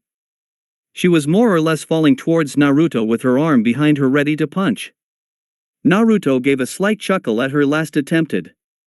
Her arm was moving so slow and had no force behind it, it could hardly be called a punch.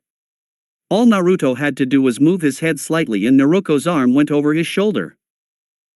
If Naruto had just stood there and taken the punch, believing his reflection was still active, then he would have won that day, but for whatever reason fate had favored Naruko that day.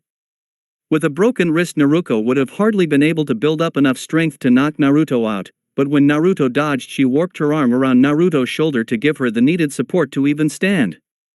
Naruto's face froze as he realized that his reflection was down, but at that point there was nothing he could do.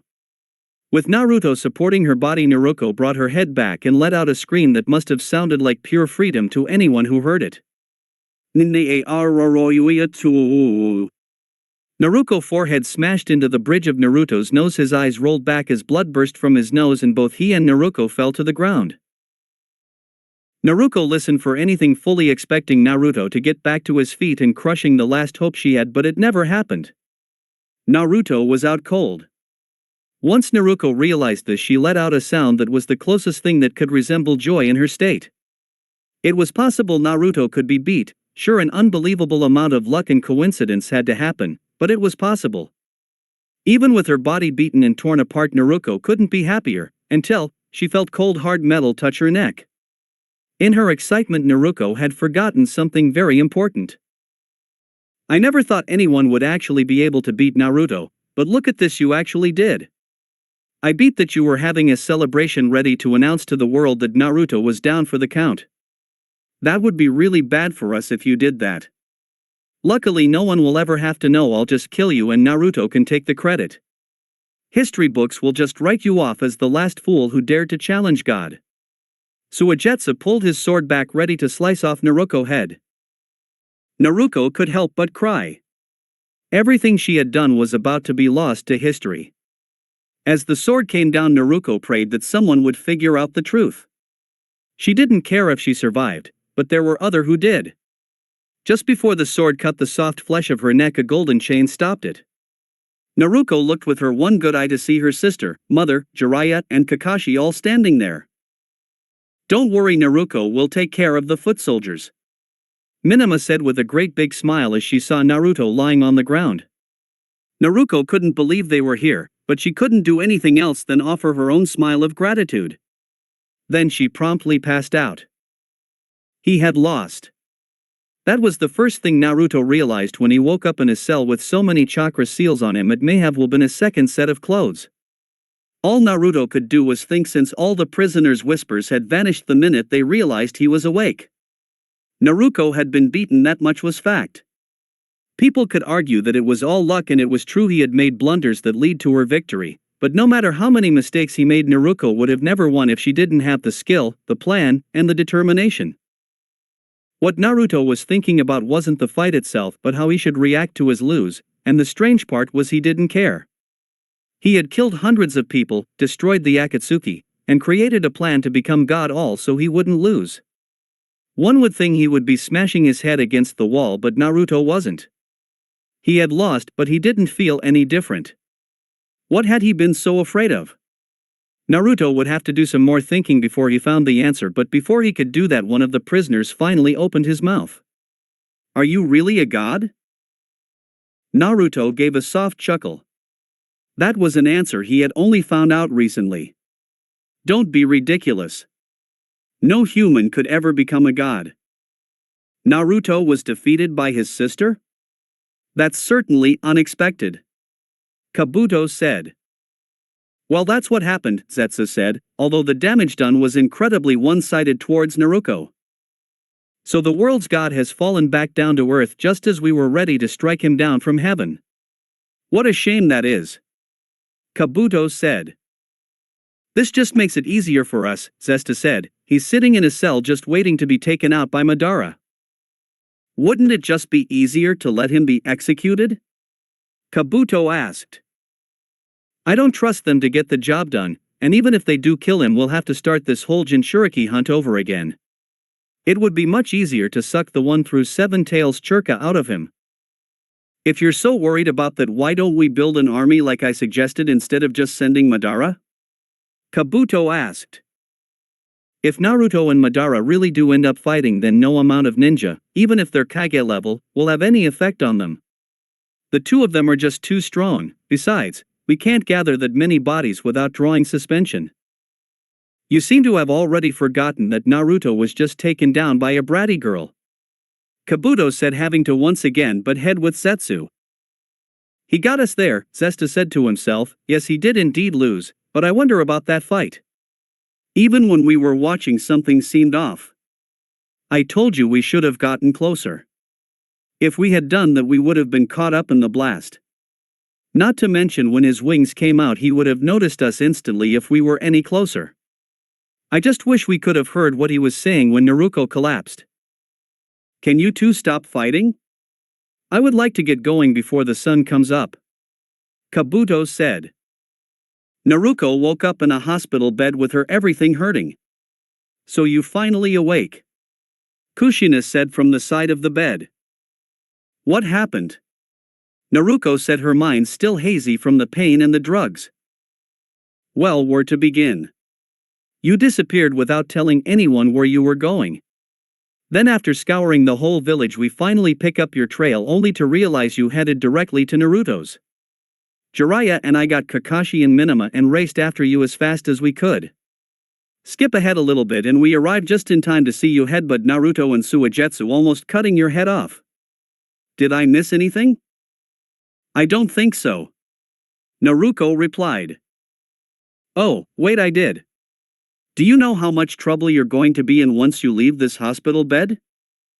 Naruko's face lost all color. But I beat him, so shouldn't that get me rewarded, not punished? I'm sure the Kages will think of some meaningless title to give you, but as your mother you'll be lucky to leave your room once a month. Kushina said with a smile that didn't match her tone. Naruko sunk into her bed wishing she had never woken up. What's going to happen to Naruto, she asked. That's up to the Kages to decide. Once they heard about Naruto's defeat they all rushed over here screaming for his head. Kushina said, looking very sad. But Jiraiya will stop them, right? Naruko asked. He's trying, but the only defense we can put up is keeping him alive to study his powers and possibly recreate them, or, Kushina had a look of disgust as she spoke, have him impregnate some women to see if his powers are genetic.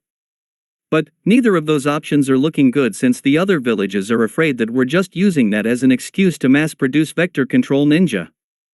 They rather just have Naruto's power die with him. But the alliance broke up, they shouldn't be able to call the shot in the leaf.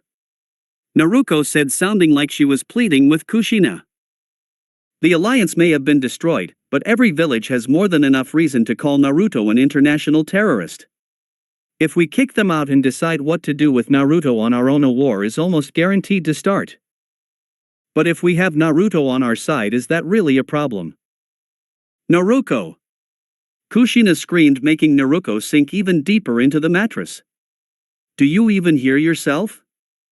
Naruto might be your brother and my son, but he's proven time and time again that those things don't matter to him. If we let him out and gave him his powers, do you really think he'll just protect the leaf? But what if he's changed? Losing really does change a person, you know. Naruko said in her defense. Naruko, I know you wanted all of yous to be a family again, but it should be obvious to you that you can't just smash Naruto into our house and expect everything to go the way you want. Losing might change a person, but I highly doubt that it changed Naruto so much that he'd be willing to undo everything he's already done. But dash. Naruko, I don't like it any more than you do, but it's time to face reality. There is nothing you can do at this point. While the Kages were busy discussing if Naruto execution should be a public display or a private matter, the man in question was incredibly bored. Apparently the other Kages weren't satisfied with Naruto's previous arrangements, so he had been moved away from the main population. He was chained to a wall in a room that only had a single torch for light. Naruto was also positive that there were at least 4 guards behind a thick steel door that separated him from the main prison. Is all this really necessary? With all these chakras sealed, I couldn't even pose a threat to a civilian. Well, whatever makes the big wings happy, I guess. Naruto said, letting his voice bounce off the walls. Naruto had learned a few things after thinking over his lose. 1. He was not a god. He had been arrogant to call himself one. No matter what anyone says, Naruto lucked out far too often during that fight. Now Naruto didn't put too much faith in beings of higher power, but the math didn't add up for the number of times Naruto had escaped death. The only explanation, at least in Naruto's mind, was that there had been some sort of outside interference, at least before his wings came out. But that was just a small inquiry that he learned immediately after the fight. The second thing he learned had been what he had sought after, and now that he knew it, he felt like an idiot for not realizing it before. Naruto had always looked for ways to expand his powers. After all, the more options he had, the better. His lose, however, showed him that although expanding his views had not been wrong, he should have used what had already been given to him more effectively. In other words, he needed to condense his thinking both metaphorically and literally. Suddenly Naruto's cell started to rumble as small pebble-sized pieces of the roof dropped to the floor. The steel door to the cell burst open and 6 guards swamped in, only to see Naruto still restrained and without any power. Sorry to disappoint you, but I haven't suddenly regained my power. This was caused by someone else, although I don't think I can say I'm not a primary factor of what's about to take place. Naruto said with a smile that no one had ever seen before. He almost looked excited.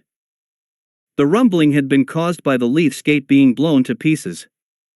Ninja rushed to the scene, weapons raised. Smoke was everywhere and any ninja who wandered in was immediately thrown back with their head missing. Since whoever was the cause of this was obviously incredibly dangerous, the best strategy was to wait for the smoke to clear, then fire everything at the person inside. But the person behind it didn't have time to wait for the smoke to be blown away, so he stepped out himself, giving the leaf ninja quite the shock.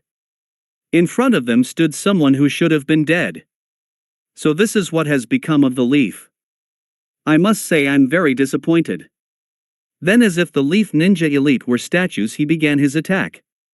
A blood rain soon followed.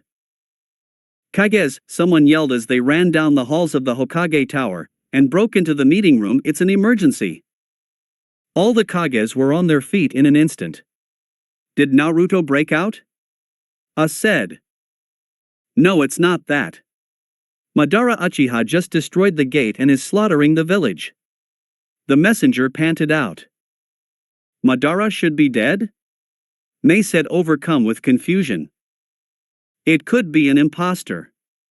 The Kazekage mumbled. No matter whom it is, they must be power if they were willing to invade the leaf on their own. Jiraiya said. There's only one reason such a powerful opponent would appear at this time. Said. We don't know for sure if this has anything to do with Naruto. Jiraiya retorted. I bet my life that this Madara Uchiha is here either to kill or free Naruto. The Tsuchikage said. If he is here for Naruto, then that's all the more reason to stop him. Said, looking at Jiraiya for support. I'll order all active ninja that we're facing a village-wide crisis. Jiraiya said in response. We better head out. Said. No need to worry about that. A voice said right before a human smashed through the large window of the meeting room. I took the liberty of making my way here. Not even a minute later, the top floors of the Hokage Tower were blown away by a massive explosion. Minama and Mito saw the explosion from their house.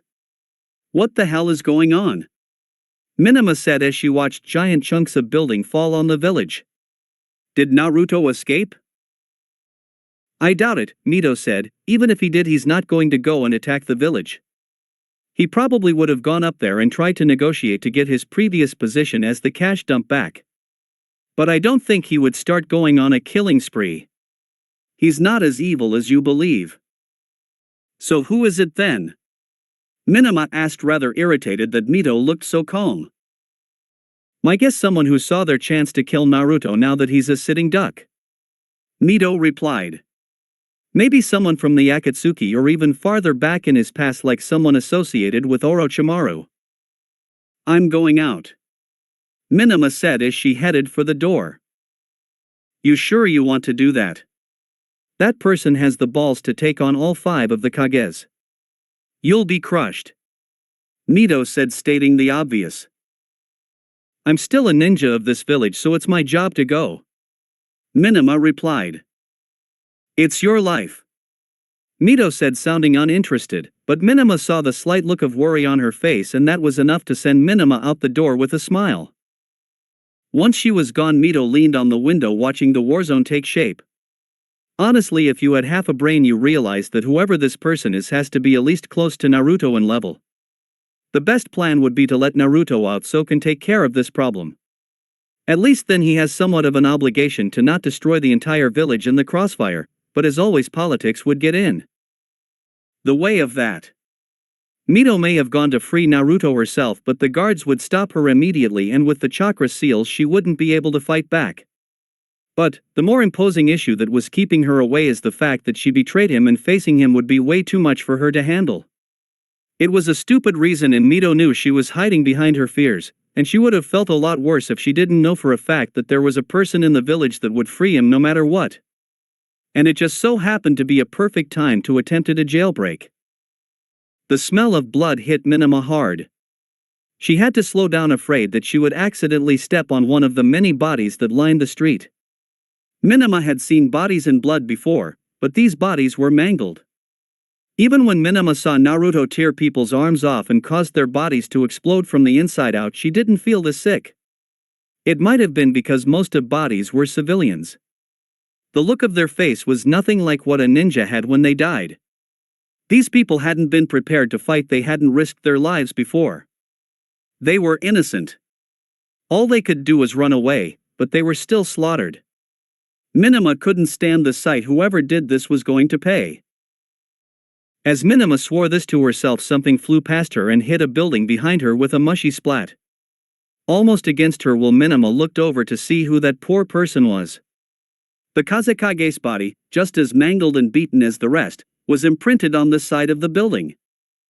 Naruto could hear the explosions and rushing of feet, but other than that he had no idea what might be going on outside his cell. He could guess that it was some attempted by Zetsu to kill him, but he also knew it couldn't be Zetsu himself, so who did Zetsu enlist? Come on Zetsu, why don't you just tell me who it is that's causing so much havoc upstairs? No response. Come on Zetsu, I know you're there. Getting into my cell would be easy for someone like you. Why don't you come out and try to kill me yourself? I can't exactly fight back. Naruto said. No response. Fine, stay in the walls or the floor and let you puppet do all the work. This time there was a response, but it wasn't for the walls or the floor, instead it came from the door as it opened. You haven't been in here that long. Don't you think it's a bit early to be talking to yourself? A young female voice said as she entered the cell. She was obviously an Uchiha with her long black hair and Sharingan already active. By her appearance she couldn't have been older than 8, but Naruto knew a little better to take information based on appearance. Are you here to mock me or save me, Hitomi? Naruto said. The young girl sighed. So you did know. In a puff of smoke the henge Hitomi had been using disappeared. How did you know I was still alive? I didn't tell anyone. I keep a lot closer track on my students than you might think. Naruto said with a cocky smile. Suigetsu ability to get information for water really is helpful. Besides, I always knew that you could beat Itachi. You can't be serious. That bastard took a scythe to the side and didn't even lower his speed. If I hadn't cast my own genjutsu on me using the side's reflection, I really would be dead. And don't even get me started about getting a body double to fool the Leaf autopsy. But you did it. Naruto said with a smile that actually made it seem like he was proud of her. So you just assumed because I was alive that I would come and save you. What if I was a traitor like Mito? Hitomi said. It was always possible you wouldn't come to get me, but it was a low one and I had a backup plan just in case. So what have you been up to? I assume you didn't fake your death for no reason. Naruto asked like he was reminiscing with an old friend. I realized a while ago that killing Itachi wasn't going to make everything right. His death wouldn't bring back all the people he killed. So I thought about what would happen to all the other Uchiha when Itachi was dead. I might not like it, but the truth was Itachi was the only sort of guidance for those kids, the only person who could teach them. If I just killed Itachi and ran off, I would be just like him, so I decided to help them, and what I found was awful. When I went in under a henge, I thought I would have to cast a genjutsu on the staff so they would think there had always been 12 orphans instead of 11, but they didn't even notice the difference. The staff didn't even bother to learn their names, that's how little they cared. Outside wasn't much better, people would keep giving dirty looks and I heard all sorts of things about how they were all the sons or daughters of traitors and how they should be punished for their parents' crimes, like having everything taken away from them and their family slaughtered wasn't enough. You should have seen the look on their faces when I suck in and told them who I was. They were so excited to hear about my adventures outside the Leaf. Even the 2 kids who were on their last year of the academy were shocked to hear that I knew simple fire jutsus. So you see, Naruto, I had to help them. I taught them how to be ninja and treated them like actual people. I'm sorry of abandoning you. Naruto listened without saying a word. He accepted Hitomi reasoning without issue. Did you think I was mad? I'm not mad whatever reasoning you had if you felt strongly about I wasn't going to stop you. I didn't even mind that Mito straight up left to join the other side. I don't hold grudges over that kind of thing. The only thing that Mito or you need to worry about is if you ever directly go up against me, I won't hold back, but considering you went out of your way to help me, I don't think you need to worry about that. Thank you, Hitomi said, water slightly building up in her eyes. Is there anything else you need to tell me before you break me out? Naruto asked. Mito apparently felt bad for the Uchiha orphans and came to visit when she was released for prison, and since she cared enough to remember how many were left, she discovered I was still alive. I talked to her a little bit, and while it seems like she regrets leaving you, she also had no intention of helping you. That's fine, anything else? Naruto said, waving it off. Well, I kind of accidentally made the Uchiha clan your fan club. Hitomi said, blushing in embarrassment. It's not my fault, it's just those stories I told must have made it seem like you were the prefect teacher, which must have resonated with them. Once they heard you were captured, they started a plan to free you. Luckily I stopped them, but they offered up their rooms as a safe house for you to hide, although I doubt you'll need it. I appreciate their concern, but I don't need to hide. Now can you please remove these chains and chakra seals? Naruto said. Hold on just a minute, I spilled the last 3 months out on the table for you. Now I want you to answer my questions. Hitomi said, sounding like a mother scolding her child. Shoot, Naruto said, shrugging Hitomi's tone off. Why did you lose to Naruko? She was too strong. Bull. I don't care if she's the Nine-Tails Jinchuriki, there is no way Naruko could beat you, especially if what I've heard about your wing form is true. That's what happened. Naruto said, shaking his head at Hitomi's disbelief. I'm not freeing you till you tell me. Hitomi said, angry that Naruto was keeping things for her. They stared each other down for a good 2 minutes before Naruto accepted Hitomi's stubbornness. Alright, fine, I may have given her some help during her fight. What kind of help, and more importantly, why would you want to lose? Hitomi said, still annoyed with Naruto. I'm sure you heard that losing changes a person more than winning. I want to experience that. That was the first reason, although don't be fooled, if I just handed her the win then I wouldn't change and it would be pointless. So you plan to have Naruto beat you from the beginning? Hitomi asked. Not at first, I was just going to crush her for disturbing my peace, but she was doing better than expected, and that's where I reached my first conclusion from losing, that I am not a god. So despite what you may think, that first part of our fight was completely genuine. It's when I brought out my wings that she needed some help. The moment I decided she had the potential to truly beat me was when my blood reverse didn't kill her instantly. I could have just kept spamming that attack and sooner or later the Nine-Tails would screw up, or the pain of having her blood reversed and unreversed over and over again would have killed her, but I had decided to start my help at that point. I refrained from using my most powerful moves, but even then the extra range of my vectors and my plasma was too much. So my second helping step came when she was near death and I needed to give her the hope needed to see that I had neglected to repair my reflection after she damaged it with her Raisin Shuriken. And what would the second step be? It's hard to explain and I can't demonstrate it unless I have my vector control, so may you pretty please take off these chains. Hitomi sighed. Naruto obviously had no idea what it meant to truly lose. All he had done was pull the bell test where the teacher would hold back to give their students a chance. All Naruko had done was successfully snatch the bell. Well, maybe when you're as strong as Naruto that's the biggest lose you can have. But, Naruto, I can't believe that you destroyed your peaceful life and got everyone arrested just to see what would happen if you lost. You're the strongest already, why would you even need to change? Oh yeah, the more important reason I got myself captured has to do with what's going on above us. You see, my new life wasn't perfect peace, there was an overgrown weed infesting my house. I might be the strongest ninja alive, but every time I tried to sever this pest it would run away before I could. I knew it was planning something, but it wanted to make sure everything was ready before it strangled me. Not wanting it to have the upper hand, I decided to dangle some bait that it couldn't resist. Naruto said.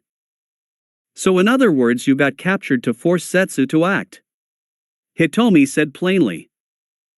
Way to ruin my analogy, but yes, that's the reason. Naruto said, sounding honestly hurt. Suddenly another explosive rocked the cell. And from the sound of it, Zetsu got someone truly powerful. From what I hear, it's Madara Uchiha. Hitomi said with a bucket load of skepticism. I see, that would make sense. I hope it's not an imposter this time. Naruto said, looking up with a smile on his face. Hitomi realized that Naruto was displaying an emotion he never had before, excitement. It was so strange to see Naruto look forward to a fight. He was normally nonchalant about it and only did it because he had to. Even when he looked like he was enjoying himself, it was just because something unexpected happened and Naruto found it interesting. It was so strange that Hitomi just had to ask. "You sure look happy. Did those 3 months of peace bore you?" Hitomi asked. "No, I was very happy with my peace, and after today I plan to return to it, but even if this had nothing to do with me, I don't think I could keep myself out of this fight." Naruto said, his leg actually shaking in anticipation. His repose was even stranger than his actual excitement. Naruto never went out of his way for a fight, so why did he want to now? "Why?" was all Hitomi could say. "Imagine it like a game. I played and got the high score. It wasn't a slightly better high score either, it crushed second place. Then I played again and got an even better high score. This kept happening until my score was so high that nobody else even had a chance. I might be able to play again and beat my old high score, but when it's so high, what's the point? So I stopped and went off to my peaceful life. But a little later someone comes along and actually beats my high score, but they didn't beat it by huge margins, they barely squeaked by. So the question is, who is the best player? That's why I want to fight him so bad, not because I have to go back to my peace, but because he's the only person in the world right now who can match my skill." "Don't you think you're jumping the gun a bit? Just because he's causing huge amounts of destruction up there doesn't mean much to you, and you vector control." Hitomi said, surprised that Naruto was putting this guy on such a high pedestal.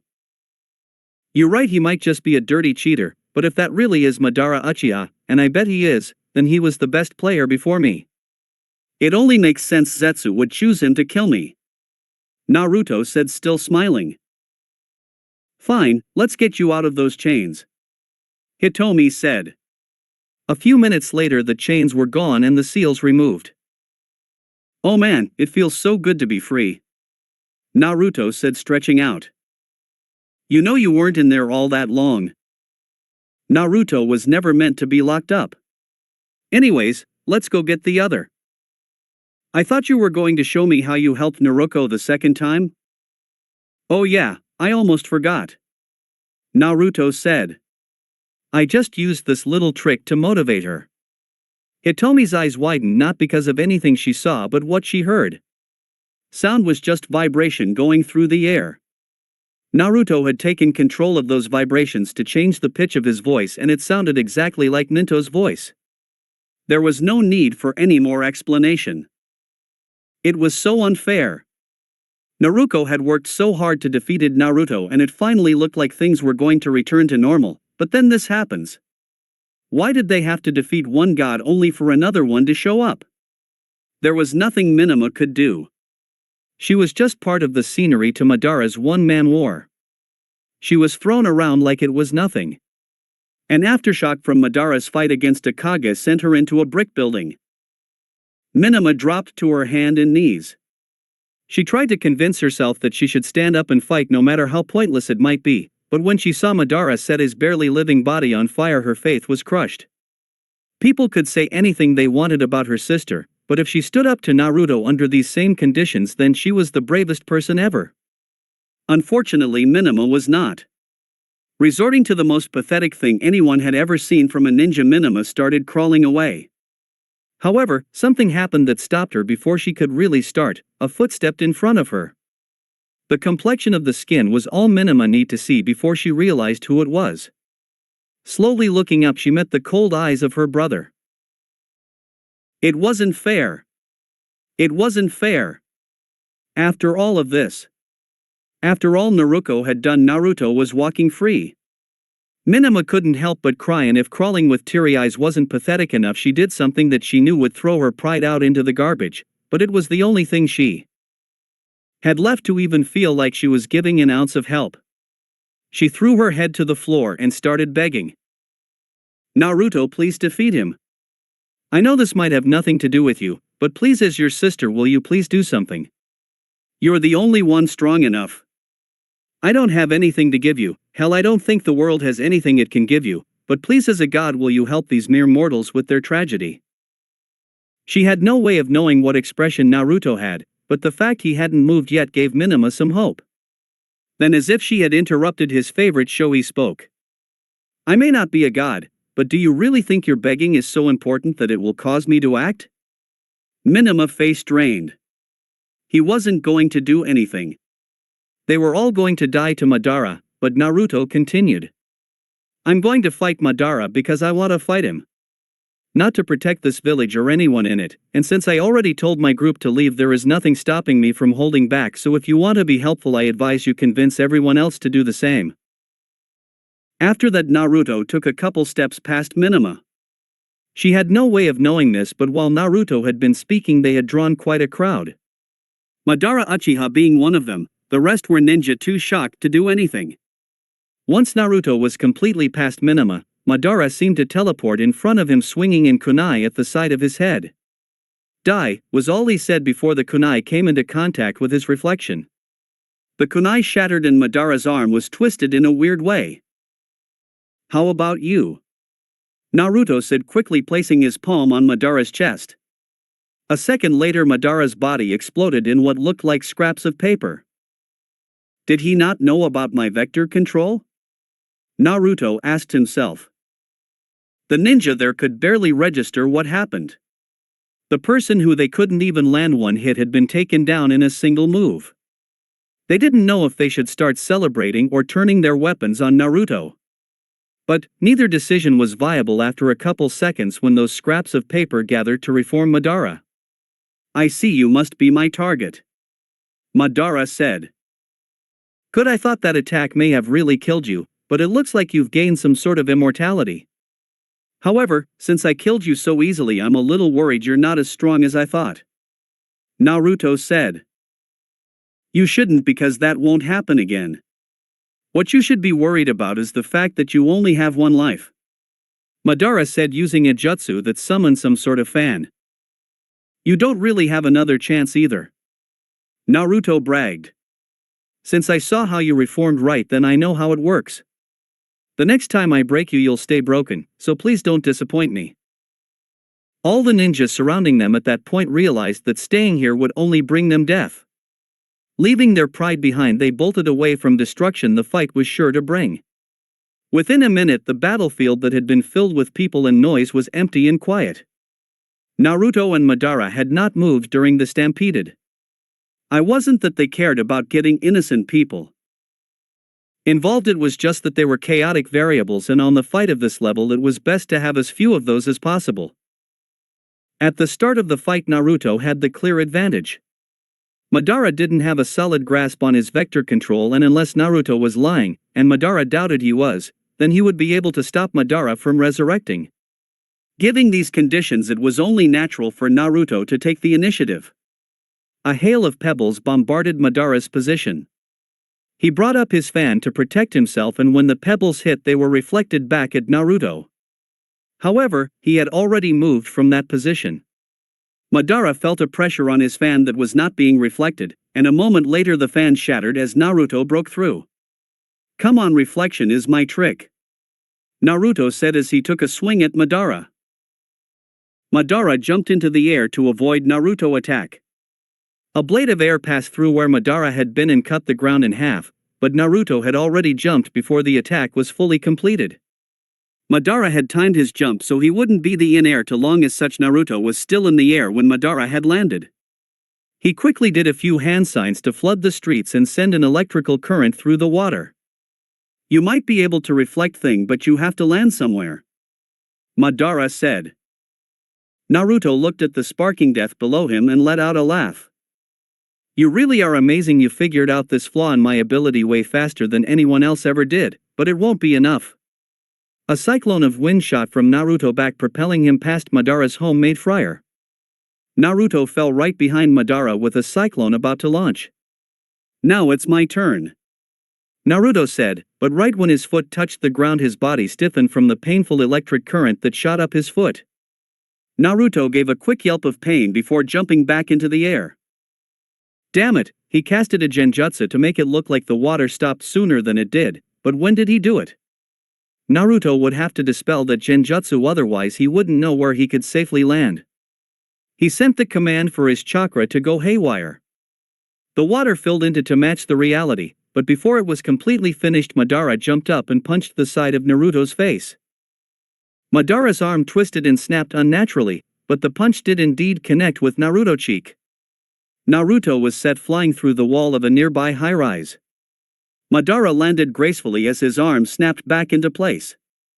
He watched the rubble fall into the building's newly formed hole, kicking up dust and plaster. Suddenly, the back end up the building blew out, revealing a cyclone that was easily 20 times larger than Naruto's normal cyclones. The propulsion of the cyclone forced the building toward Madara as it started to collapse.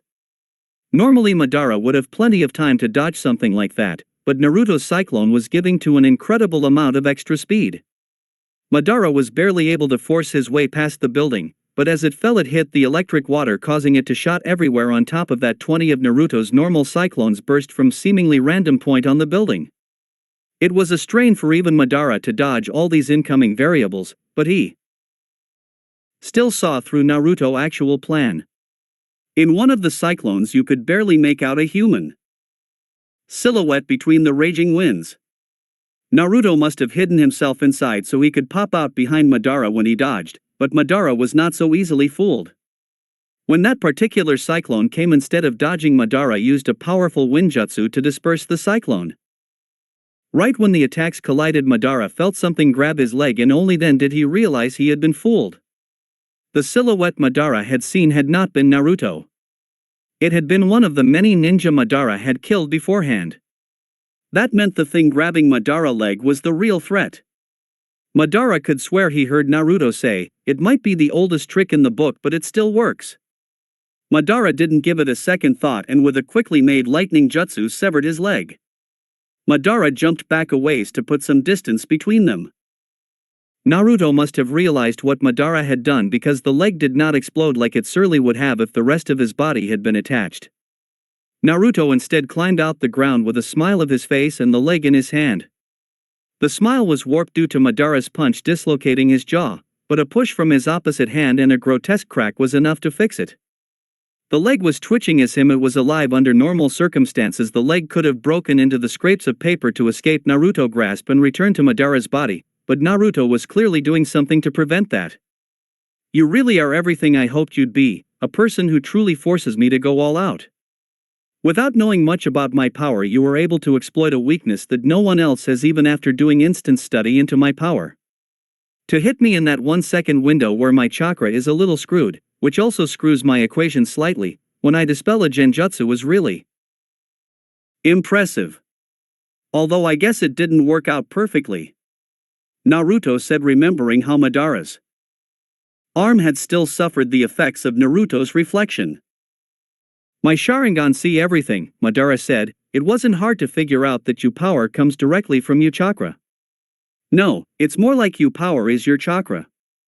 Once that was discovered, it was easy to see what I had to do. There is no way to dispel a genjutsu without disrupting one's own chakra. In other words, you have to mess with your own power to dispel a genjutsu.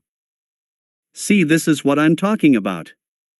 You dissected my power so easily, but as I'm sure you already realized, I'm not one to be brought down so easily. How many times have you tried to trap me in a genjutsu during this conversation? By my count it's 32. Madara hissed in annoyance at Naruto's jab. "Not to mention," Naruto said, waving around Madara's leg, "you suddenly have acquired a huge disadvantage." "It's only a temporary setback," Madara said, letting his Uchiha arrogance out. "As soon as you discard my leg it will return to me, unless you intend to hang on to it for the remainder of this fight."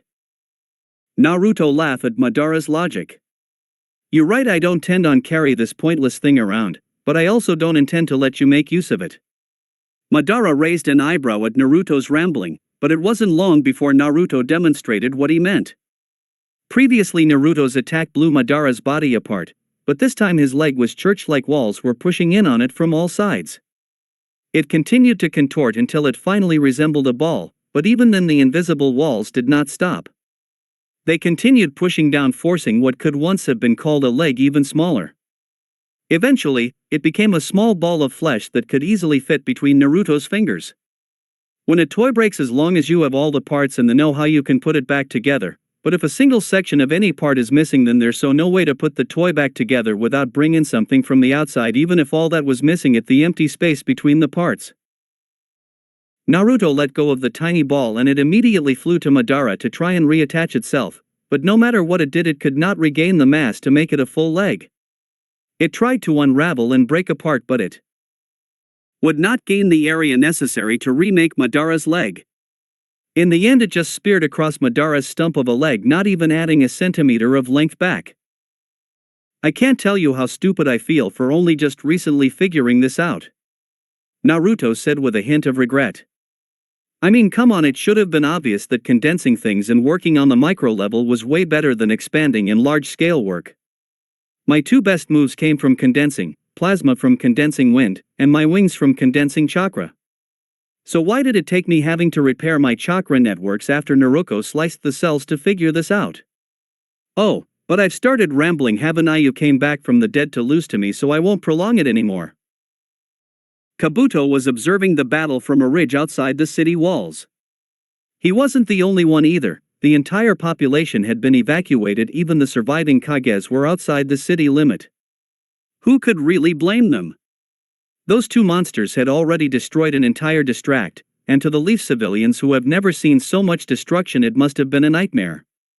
The only people in the crowd that didn't have looks of horror were the group of Uchiha orphans situated far away from the main crowd. They appeared to be cheering for Naruto while the rest of Naruto allies were watching the battle with the utmost intensity. Kabuto, however, would not just watch. It was becoming clear the Madara would lose if he didn't get some help. It might have gone against what Zesta wanted, but he was an idiot, so what did it matter?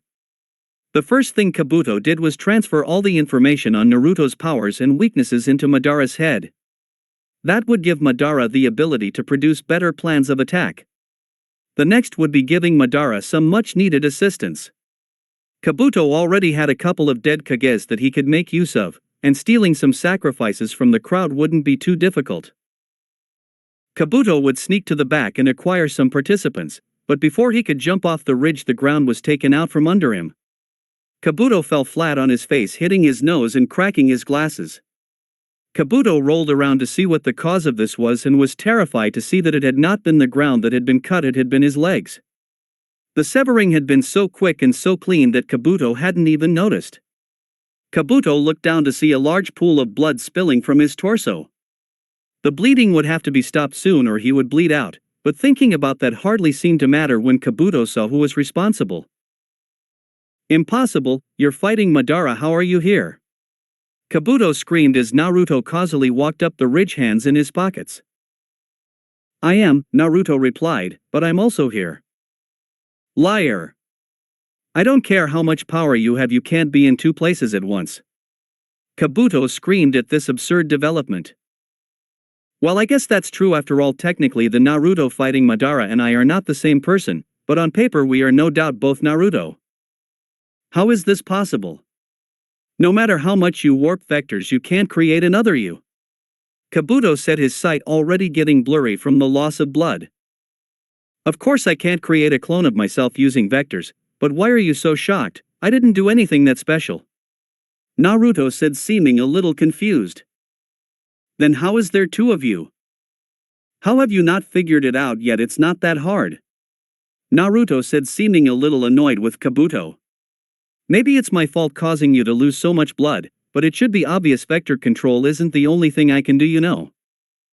Kabuto felt his voice stop in his throat and the words came out like he was a squeaky toy. Shadow clones, you used a regular jutsu. That's right, super simple, but none of you expected it. The clone said. But Zetsu and I have been watching you ever since you got captured and we never saw you make a shadow clone. I've been around far longer than that. While you've been watching Naruto go through his peaceful life, I was created to track you down to whatever hole you live in and kill you and Zetsu, but with Naruko's attack things changed. I almost had to go break the original out, but someone else already did, so I just hunted you down while you were busy with the commotion. The clone said. You're still lying. A shadow clone can survive on its own for such long periods of time. That's true, but I'm not a regular shadow clone. I was made from Naruto chakra, which as already demonstrated gives me vector control. Now don't be fooled, I'm not nearly as strong as the original, but the normal rules of shadow clones don't apply to me. Shadow clone are destroyed when the chakra making up their bodies is dispersed by entire existing too long or getting hit hard enough, but I can use vectors to force my chakra to stay in the form of my body. The only thing that keeps me from being a complete human is my inability to produce chakra on my own. Once I run out of chakra, I will fade back into the original, and since I have to use chakra to force my chakra to stay put, I will eventually disperse like a normal clone, but don't worry, the original made sure to give me enough chakra to last another year if I have to. Even if you have that much time, you won't be able to kill Zetsu, Kabuto said as his last hurrah. He can phase into the ground the moment he notices you. Even if you catch him off guard and chop him into pieces or condense him into dust, he'll still come back just as he was soon enough. He truly is invincible. Kabuto let out a slow chuckle before Naruto crushed his head. We'll just see about that, Naruto said as he took a brief look at how the original was doing. Madara's eyes had changed. They were no longer the red and black of the Sharingan, instead, it was the purple of the Rinnegan. It had happened after a brief moment where all expression on Madara's face had left. I see, Madara said as if he had gained some divine wisdom, that's your power. I'll admit if I had continued to use only my Sharingan then you would win, but my new eyes changed some things. They just so happened to give me the perfect jutsu to use on you. Madara raised his arm towards Naruto. Push. Everything flew away from Madara except Naruto, whose reflection reversed the command and sent him towards Madara. As Naruto's body was flying at high speeds towards Madara, he simply held out his fist and Naruto crashed into it, his reflection not doing anything since Naruto's body had been the one moving, not Madara. Naruto's body bent into a C shape as his speed was suddenly reduced to 0, but he was close enough for a counterattack. Naruto swung his arm towards Madara's face, but before it could reach Madara spoke, pull. Naruto was pushed back, hitting a bunch of rocks and other objects that were being pulled. However, Naruto wasn't going to just let Madara throw him around like a toy. As Naruto passed the flying objects, he increased their speed towards Madara, making it unsafe from him to just stand still, but with only one leg it was hard for him to dodge. Eventually the storm stopped. Naruto was on a knee, breathing heavily. Madara's punches took a toll far greater than Naruto punches ever did. Out of breath already, Madara mocked. How do you expect to survive round 2? Pooh dash. I don't think so, I'll put an end to this right now. Naruto yelled, wings bursting from his back with such force that they ripped the back of his shirt. Without a moment of hesitation, Naruto held out his own arm. Madara was in the range of his vector control, he would condense him into nothing. Crush. But nothing happened. Madara pushed off the ground using his only leg and flew towards Naruto. Naruto tried to divert his path using his vector control, but that didn't work either. Naruto clicked his tongue as Madara was nearly there. Naruto created a small ball of plasma and launched it at Madara, but when it got a certain distance from Madara, Naruto felt the chakra keeping the plasma intact disappear. The plasma, having lost its glue, was unable to keep its form. A second later, Naruto was put on his back from an uppercut delivered by Madara. Once on his back, Naruto used his wings to push himself away from Madara and back to his feet. Naruto quickly got his thoughts in order and observed how Madara was able to counter his vector control. Naruto soon discovered that there was a small dome around Madara that was outside his vector control. Trying to push his chakra into that space caused it to disappear. It was a dome of safety inside Naruto's dome of control. You're absorbing my chakra, Naruto said, sounding much more distressed than he meant to. That's just one of the powers of the Rinnegan. It must be really bad for you since without your chakra you have no combat skills, Madara said, satisfied he had broken Naruto's control. It might be true that without my chakra I wouldn't be able to do much, but you little eyes haven't taken away my chakra. Naruto tapped his foot on the ground and all the pebbles and rocks inside his vector control rose and seemed to point towards Madara. There were thousands of them at the least. Even if the chakra supporting these rocks disappears inside your dome, they'll still maintain their speed if I fire it from outside your dome. Good luck dodging all of them. Maybe with 2 legs and your skill you could have, but with only one you're screwed. The rocky storm began a moment later. Rocks were shot at Madara from every angle and at every speed. The ground began to shake at the sheer number of them. Dust kicked up across the entire village, and when it was finished, Madara was nowhere to be seen. Naruto was very confused and a little shocked. He had expected that attack to blow Madara's body away, but where were the scraps of paper that were supposed to reform it? Naruto had planned to condense the spot where they would reform Madara, then immortal or not Madara would be out of the fight, but there wasn't a scrape to be found. That's when Naruto felt it. Normally nothing could happen inside his dome that he wouldn't know about since he could feel it through his chakra, but Madara removed that chakra. However, that just meant Naruto could do the opposite, where he couldn't feel his chakra that was where Madara was. So it came as a big shock when Naruto suddenly lost the feeling directly behind. Naruto didn't even have time to turn around before a force to his back sent him flying. This punch was a lot stronger than any previous punch, and Naruto felt himself lose consciousness a moment before his body being blown through a brick wall brought him out of it. Naruto used his wings to block most of the damage, but it still hurt like hell. Naruto made his way out of the wreckage only to see Madara sitting on top of some rubble with a newly restored leg. Well, maybe restored wasn't the right word.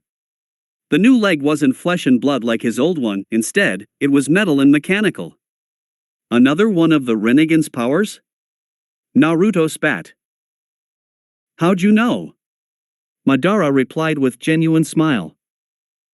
The tables had turned. Naruto was now at an overwhelming disadvantage.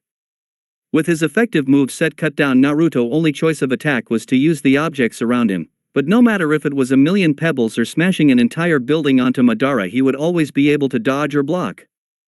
Meanwhile, Madara was piling on his own damage. Naruto dodged what he could, but Madara was just too damn fast. It seemed to only be a matter of time before Madara's kicks and punches would bring Naruto to his knees. And that moment happened when Naruto built a dome of rock around Madara's absorption dome, not giving him a single space to dodge to and launching every piece of rock at the same time. But a moment later, Naruto felt his chakra disappear directly below him, and before he come think of a counter plan, Madara popped up behind him and grabbed one of his wings. Naruto's wings were made of chakra, so when Madara grabbed it, started to get absorbed. It was like Madara was pulling the wing off an insect. Even if Naruto broke the wing up into its feathers, they would still have to return to his back very quickly. But the biggest problem with Naruto's wing getting ripped apart was that they were basically the spines of Naruto's current vector control, and shaking it was have devastating effects on Naruto's chakra.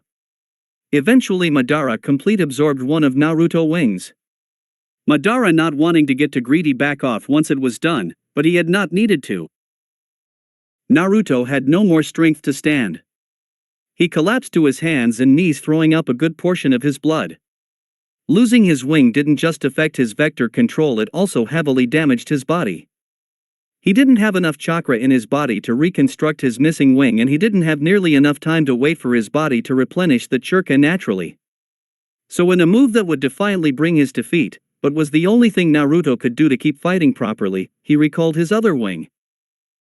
Now Naruto was fighting with only his normal vector control. Naruto bent over and picked up 2 handfuls of pebbles and fired them at Madara.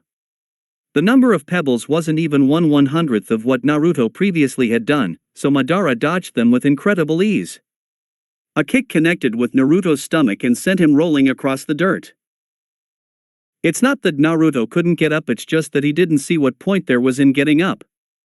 With Madara able to cancel all of Naruto's chakra and Naruto having lost the use of his wings, there just wasn't any way he could win. As a man of equations and probability, Naruto knew this as fact and wouldn't try to delude himself into thinking that if he just tried a little harder then maybe he could win. So this was the feeling people had when they fought him. It was interesting to experience it for himself. Naruto closed his eyes as Madara's foot landed right in front of his face. It would be just like sleeping. Naruto waited for the moment he'd lose all his senses, but seconds passed, then an entire minute, and nothing happened. Naruto opened his eyes to see what was going on. Madara was looking away from him, which was strange enough, but what was stranger was the semicircle of humans that surrounded them. There was Fu, Hanabi, Suigetsu, Hitomi, and all the Uchiha orphans. "What are you doing here?" Naruto sighed. Didn't I tell you that being her would only get you hurt? Naruto said, looking around. He and Madara really had gone at it. Half the town was in ruin. Stop trying to act so cool. Fu yelled. We're here to save you.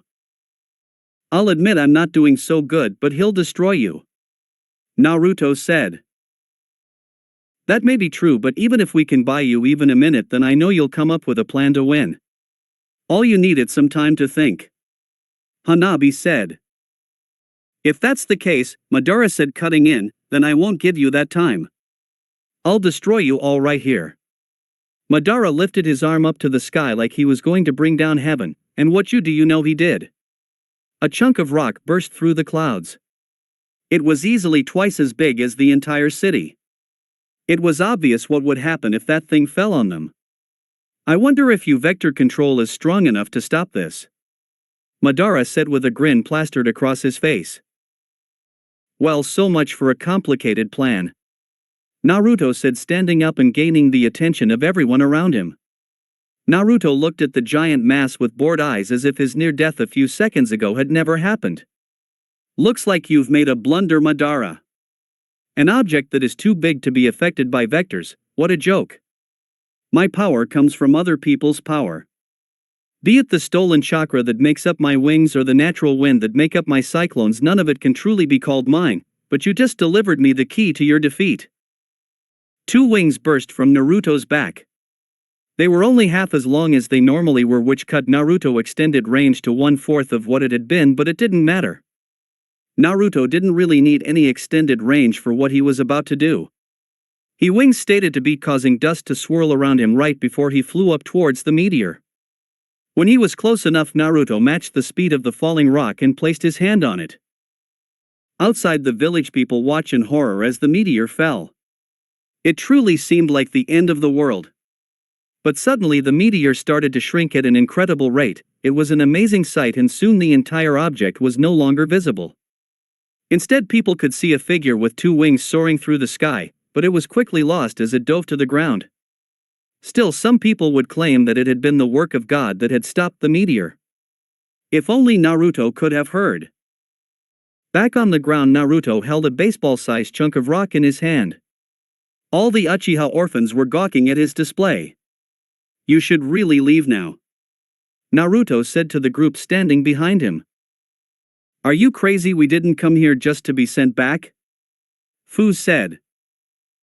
I know you came to help and you did, but now that I have this, Naruto said, holding up the rock, you'll be in great danger.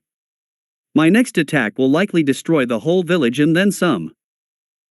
Fu, Hanabi, and the Uchiha orphans were ready to argue, but a look from Naruto told them that he wouldn't use whatever attack he was planning until they were safely out of range, and if Naruto didn't do whatever he was planning, he would lose. So the group ran off to the nearest exit. How noble of you, creating a lie to make your friends leave, Madara said. It's no lie. Once they're gone, this fight is over. How stupid do you think I am? So you may have stopped my meteor. What's a chunk of rock going to do? Why don't you come over here and find out? With pleasure. Madara lunged towards Naruto, expecting Naruto to throw that chunk of rock at him since it was really the only option he had, but that didn't happen. Instead, Naruto simply dropped it. The impact was as if a megaton bomb had gone off. A crater the size of an entire city block opened up, sending everything, including Madara, to the edges. Naruto used his vectors to stay anchored to that space, and when the explosion was done, he picked the rock up just as casually as he had dropped it. What the hell did you just do? Madara said, shock-jawed. You know, condensing things down only changes the size, the mass stays the same. You should have realized this. Doesn't one of your legs feel heavier than the other? Now that Madara thought about it, he did feel that his mechanical leg was heavier. This rock I'm holding in my hand must be a couple billion tons. It's only due to my vector control that I can even hold the damn thing. I bet not even the entire world's population could even budge the thing. Dropping something this heavy, well, you already saw, but there's no chakra involved, so this attack is completely effective against you. We'll just see about that, Madara yelled with true anger in his voice. He rushed Naruto again, but once again the dropping rock caused him to be blown back. No matter what angle or what speed Madara came at Naruto, it would always end the same. Even if Madara dug below him, the crater would deepen, causing the exact same result. No human alive could go against that much force. But that wouldn't stop Madara. He was gearing up for a third attempt when Naruto spoke. That should have given them enough time now to end this. Naruto moved the rock to the very edge of his vector control, then the rock started shrinking again. Madara put up his defenses, trying to be prepared for anything, but nothing could prepare him for what was to come. The rock kept shrinking and shrinking until it was no longer visible, but even then it continued to shrink, and eventually there was too much mass in too tiny of a space. A black hole was formed. It immediately started pulling things in, starting with dirt and loose rocks, and as it grew bigger at a terrifying rate, buildings and the ground itself. Naruto was safe. He had anchored himself to that point in space. Even when the ground below him was devoured, he just floated at that point. Madara, however, had no such safety net. He was putting in a valiant effort, but he would not be able to resist the pull for long. There was nothing Madara could do. His immortality wouldn't be of much help in a black hole, and there was no jutsu that could destroy a black hole. "Are you crazy?" he yelled. "So what if you win this fight? The black hole will continue to grow until it obtained the either planet, then it will move on to other planets. Not even your vector control can destroy a black hole. You've doomed this world. Whatever, just die already," Naruto said with no concern for the world he had just ended. Madara really didn't know how to respond to Naruto's apathy, so he turned away from Naruto and said these words. "Fine, I'll be going now, but to think you would kill everyone just to kill me. You really are a true monster." Madara stopped all his resistance and let the darkness swallow him.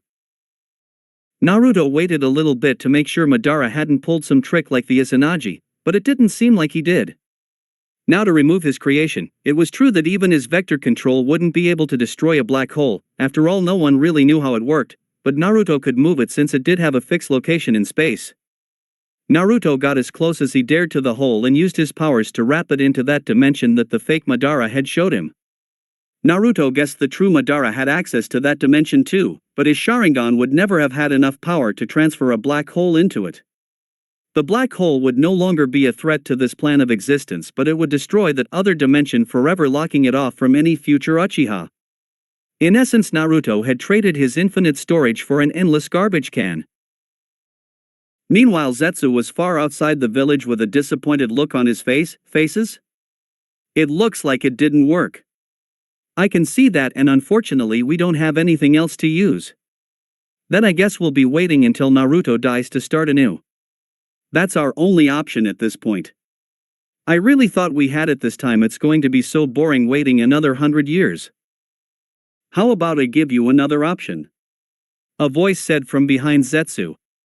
Zetsu, recognizing the voice, and being a lot quicker than Kabuto in figuring out how there were two Naruto, quickly merged with the ground for a quick escape. "Not so fast," the Naruto clone said, stomping on the ground, shooting a huge chunk of land upwards. Naruto jumped up, following the land high into the sky. Before they had even reached the peak of their height, the clone was already at work. Placing his hand on the land, he used his vectors to sense where Zetsu was. Once that was figured out, Naruto cut the half he wasn't on off. He kept doing, making the land smaller and smaller until it was no longer big enough for Zetsu to hide in. Zetsu was forced to pop, and when he did, the clone grabbed a hold of his. "What will you do? Even if you destroy our entire body, we'll still be back soon enough. You seem to have forgotten the original created something just now that can deal with annoying people like you." The clone started laughing like a maniac before wrapping himself and Zetsu into a 100% guarantee, no way in hell returning garage disposal.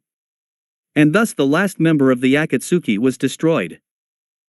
Naruko was laid out in a simple medical tent that had quickly been set up with Mito by her side. For what she had heard, the battle was over, but the leaf was in ruins. Apparently only a few outer buildings had survived. There was going to be a long rebuilding process. Naruko thought about what the future would hold when the flap to her tent opened and her brother walked in. "Naruto, how'd you get in here? Why did no one stop you?" Naruto gave her a deadpan, wondering if she was actually serious. Naruko sighed after realizing her question. Sorry, that was a stupid question. Are you here to kill me? I'm not here for anything quiet that's serious. Naruto replied, walking past Naruko and Mito over to some boxes. I'm just here to get some medical supplies. Madara really did a number on me. It was true, Naruto's shirt was barely clinging to his body and blood soaked everything else. On another note, I feel as if I should thank you. What for? Naruko asked skeptically. Well, if you hadn't have beaten me, then I wouldn't have realized that working micro was so much more efficient than working macro. So not only am I not going to kill you, I feel like rewarding you. What are you talking about? Naruko asked, having a hard time believing that Naruto would do anything out of the goodness of his heart. Your whole reason for hunting me down all this time was because you wanted to bring me back to the village, right? I decided that I'll move into the leaf. What? Naruko yelled in disbelief. Why would you suddenly decided to do that? Well, it's not all about you. You see, after I crushed Madara, those Uchiha orphans wouldn't stop telling me how amazing I was, and they kept telling me how they were done with the leaf and wanted to train under me, but you see, my current house doesn't have the room to support all of them. There is, however, a huge chunk of land that is rightful the Uchihas that I'm sure I can get if I ask nicely. So after everything you've done, you just decided to move into a village where the majority of people hate you just because some kids asked? Naruko said. Madara was the last person that could stand up to me, so there's no point in me continuing to fight, so I need something to do. I can't just spend the rest of my life reading books and sitting around, and I did actually enjoy my time training Mito, Hitomi, and Hanabi. I also think the villagers will warm up to me. I did, after all, just save all their lives from that meteor, and if they don't like me, it's not like they're going to attack me. I'm sure defeated Madara reinstated my image as being the strongest. You really are crazy, Naruto. Naruko said. Doesn't this work out for both of us? You can visit your dear brother anytime you want, and I still get to have the peace I always wanted. You know, most people think I'm true evil, but if I was to give myself an alignment, I'd say I'm chaotic neutral. So don't be surprised that I'm not here to murder everyone. Naruto said, getting ready to leave with all of his medical supplies. Oh, one more thing. Naruto said as he walked over to Mito and flicked her on the head. She had not said a word and had been bug-eyed since Naruto walked in. Don't be so scared, Mito. No one's mad that you left us. I'm not out to kill you. In fact, I think you should visit when I get settled in the Uchiha district. I'm sure Hanabi and Hitomi wants to talk to you. Naruto said with a very brotherly smile before walking out of the tent. I will, Mito said quietly. When Mito had left the village so long ago, she didn't know what to expect, but she did know she wanted someone to care about it, and after all this time she had finally gotten her sisters and her brother to it. She couldn't be happier. Epilogue. The same old argument was staring in the school courtyard yet again. I'm telling you, my mom killed you, Dad's ass. A highly energetic boy with spiky blonde hair yelled. Do you even listen to history lessons? Because if you did, then you would know my dad let you mom win so he could learn how to beat Madara. A slightly pale girl with long green hair yelled back. You two know that class ended 30 minutes ago, right? A teacher said as he walked past. The two kids flushed in embarrassment as they looked around to see that they were the only two left. I know, the blonde-hair boy said. We'll go ask Grandma who's right. That's a great idea. She said that she would be eating at Dad's house today and that you loser of a mother would be joining us. Shut up, your dad's the loser. The yelling could be heard by all until they reached the former Uchiha district. They walked past Suigetsu, who was as always yelling at a bunch of his students for using their swords wrong. The two of them barged in the house demanding answers for their pervious argument. Do you two really have to be so loud? A very pale girl with white hair and white pupilless eyes said. Misaki. Why the hell did you leave school without me? We're sisters. Technically we're only half-sisters and I'm the younger one, even if it is only by a few mouths, so you should be walking me home. Misaki said. I'm going to use my vectors to block out your annoying sounds now, so if you need to speak to me, please face me so I can read your lips. Hey, don't just cut me off. We were talking. Oh, are you just jealous that despite being older you're not skilled enough with your vectors to block out sound? Misaki said with an evil smile. I'm just as skilled as you. The green-haired girl said even though it was clear she was not. Mikoto, stop yelling at your sister. Naruto said as he walked out of the kitchen with Fu and Hanabi on either side. Also Toma, my sister wants to see you. Alright, Toma said as he entered the kitchen. Hey Two-san, Mikoto said, I have a question to ask. What is it? When you and Naruko fought right before you defeated Madara, who won that battle? It was Naruko, of course. I got put in jail after that. Naruto replied, rubbing the back of his head. Mikoto and Misaki both looked at him with shock. But you let her win. Misaki said, not wanting to believe that their family vector control could be defeated by anything. That's a story for another day, Naruto replied, walking back into the kitchen. Let's eat for now. But you did let her win, right? Both girls said as they followed Naruto like lost sheep. I said another day. That's it for today. Remember to show your support to the creator of this story if you enjoyed it. If you would like more parts of the story to be uploaded, leave a comment and subscribe to get notified when the story continues. Bye-bye for now, and I hope that you all have a wonderful rest of your day.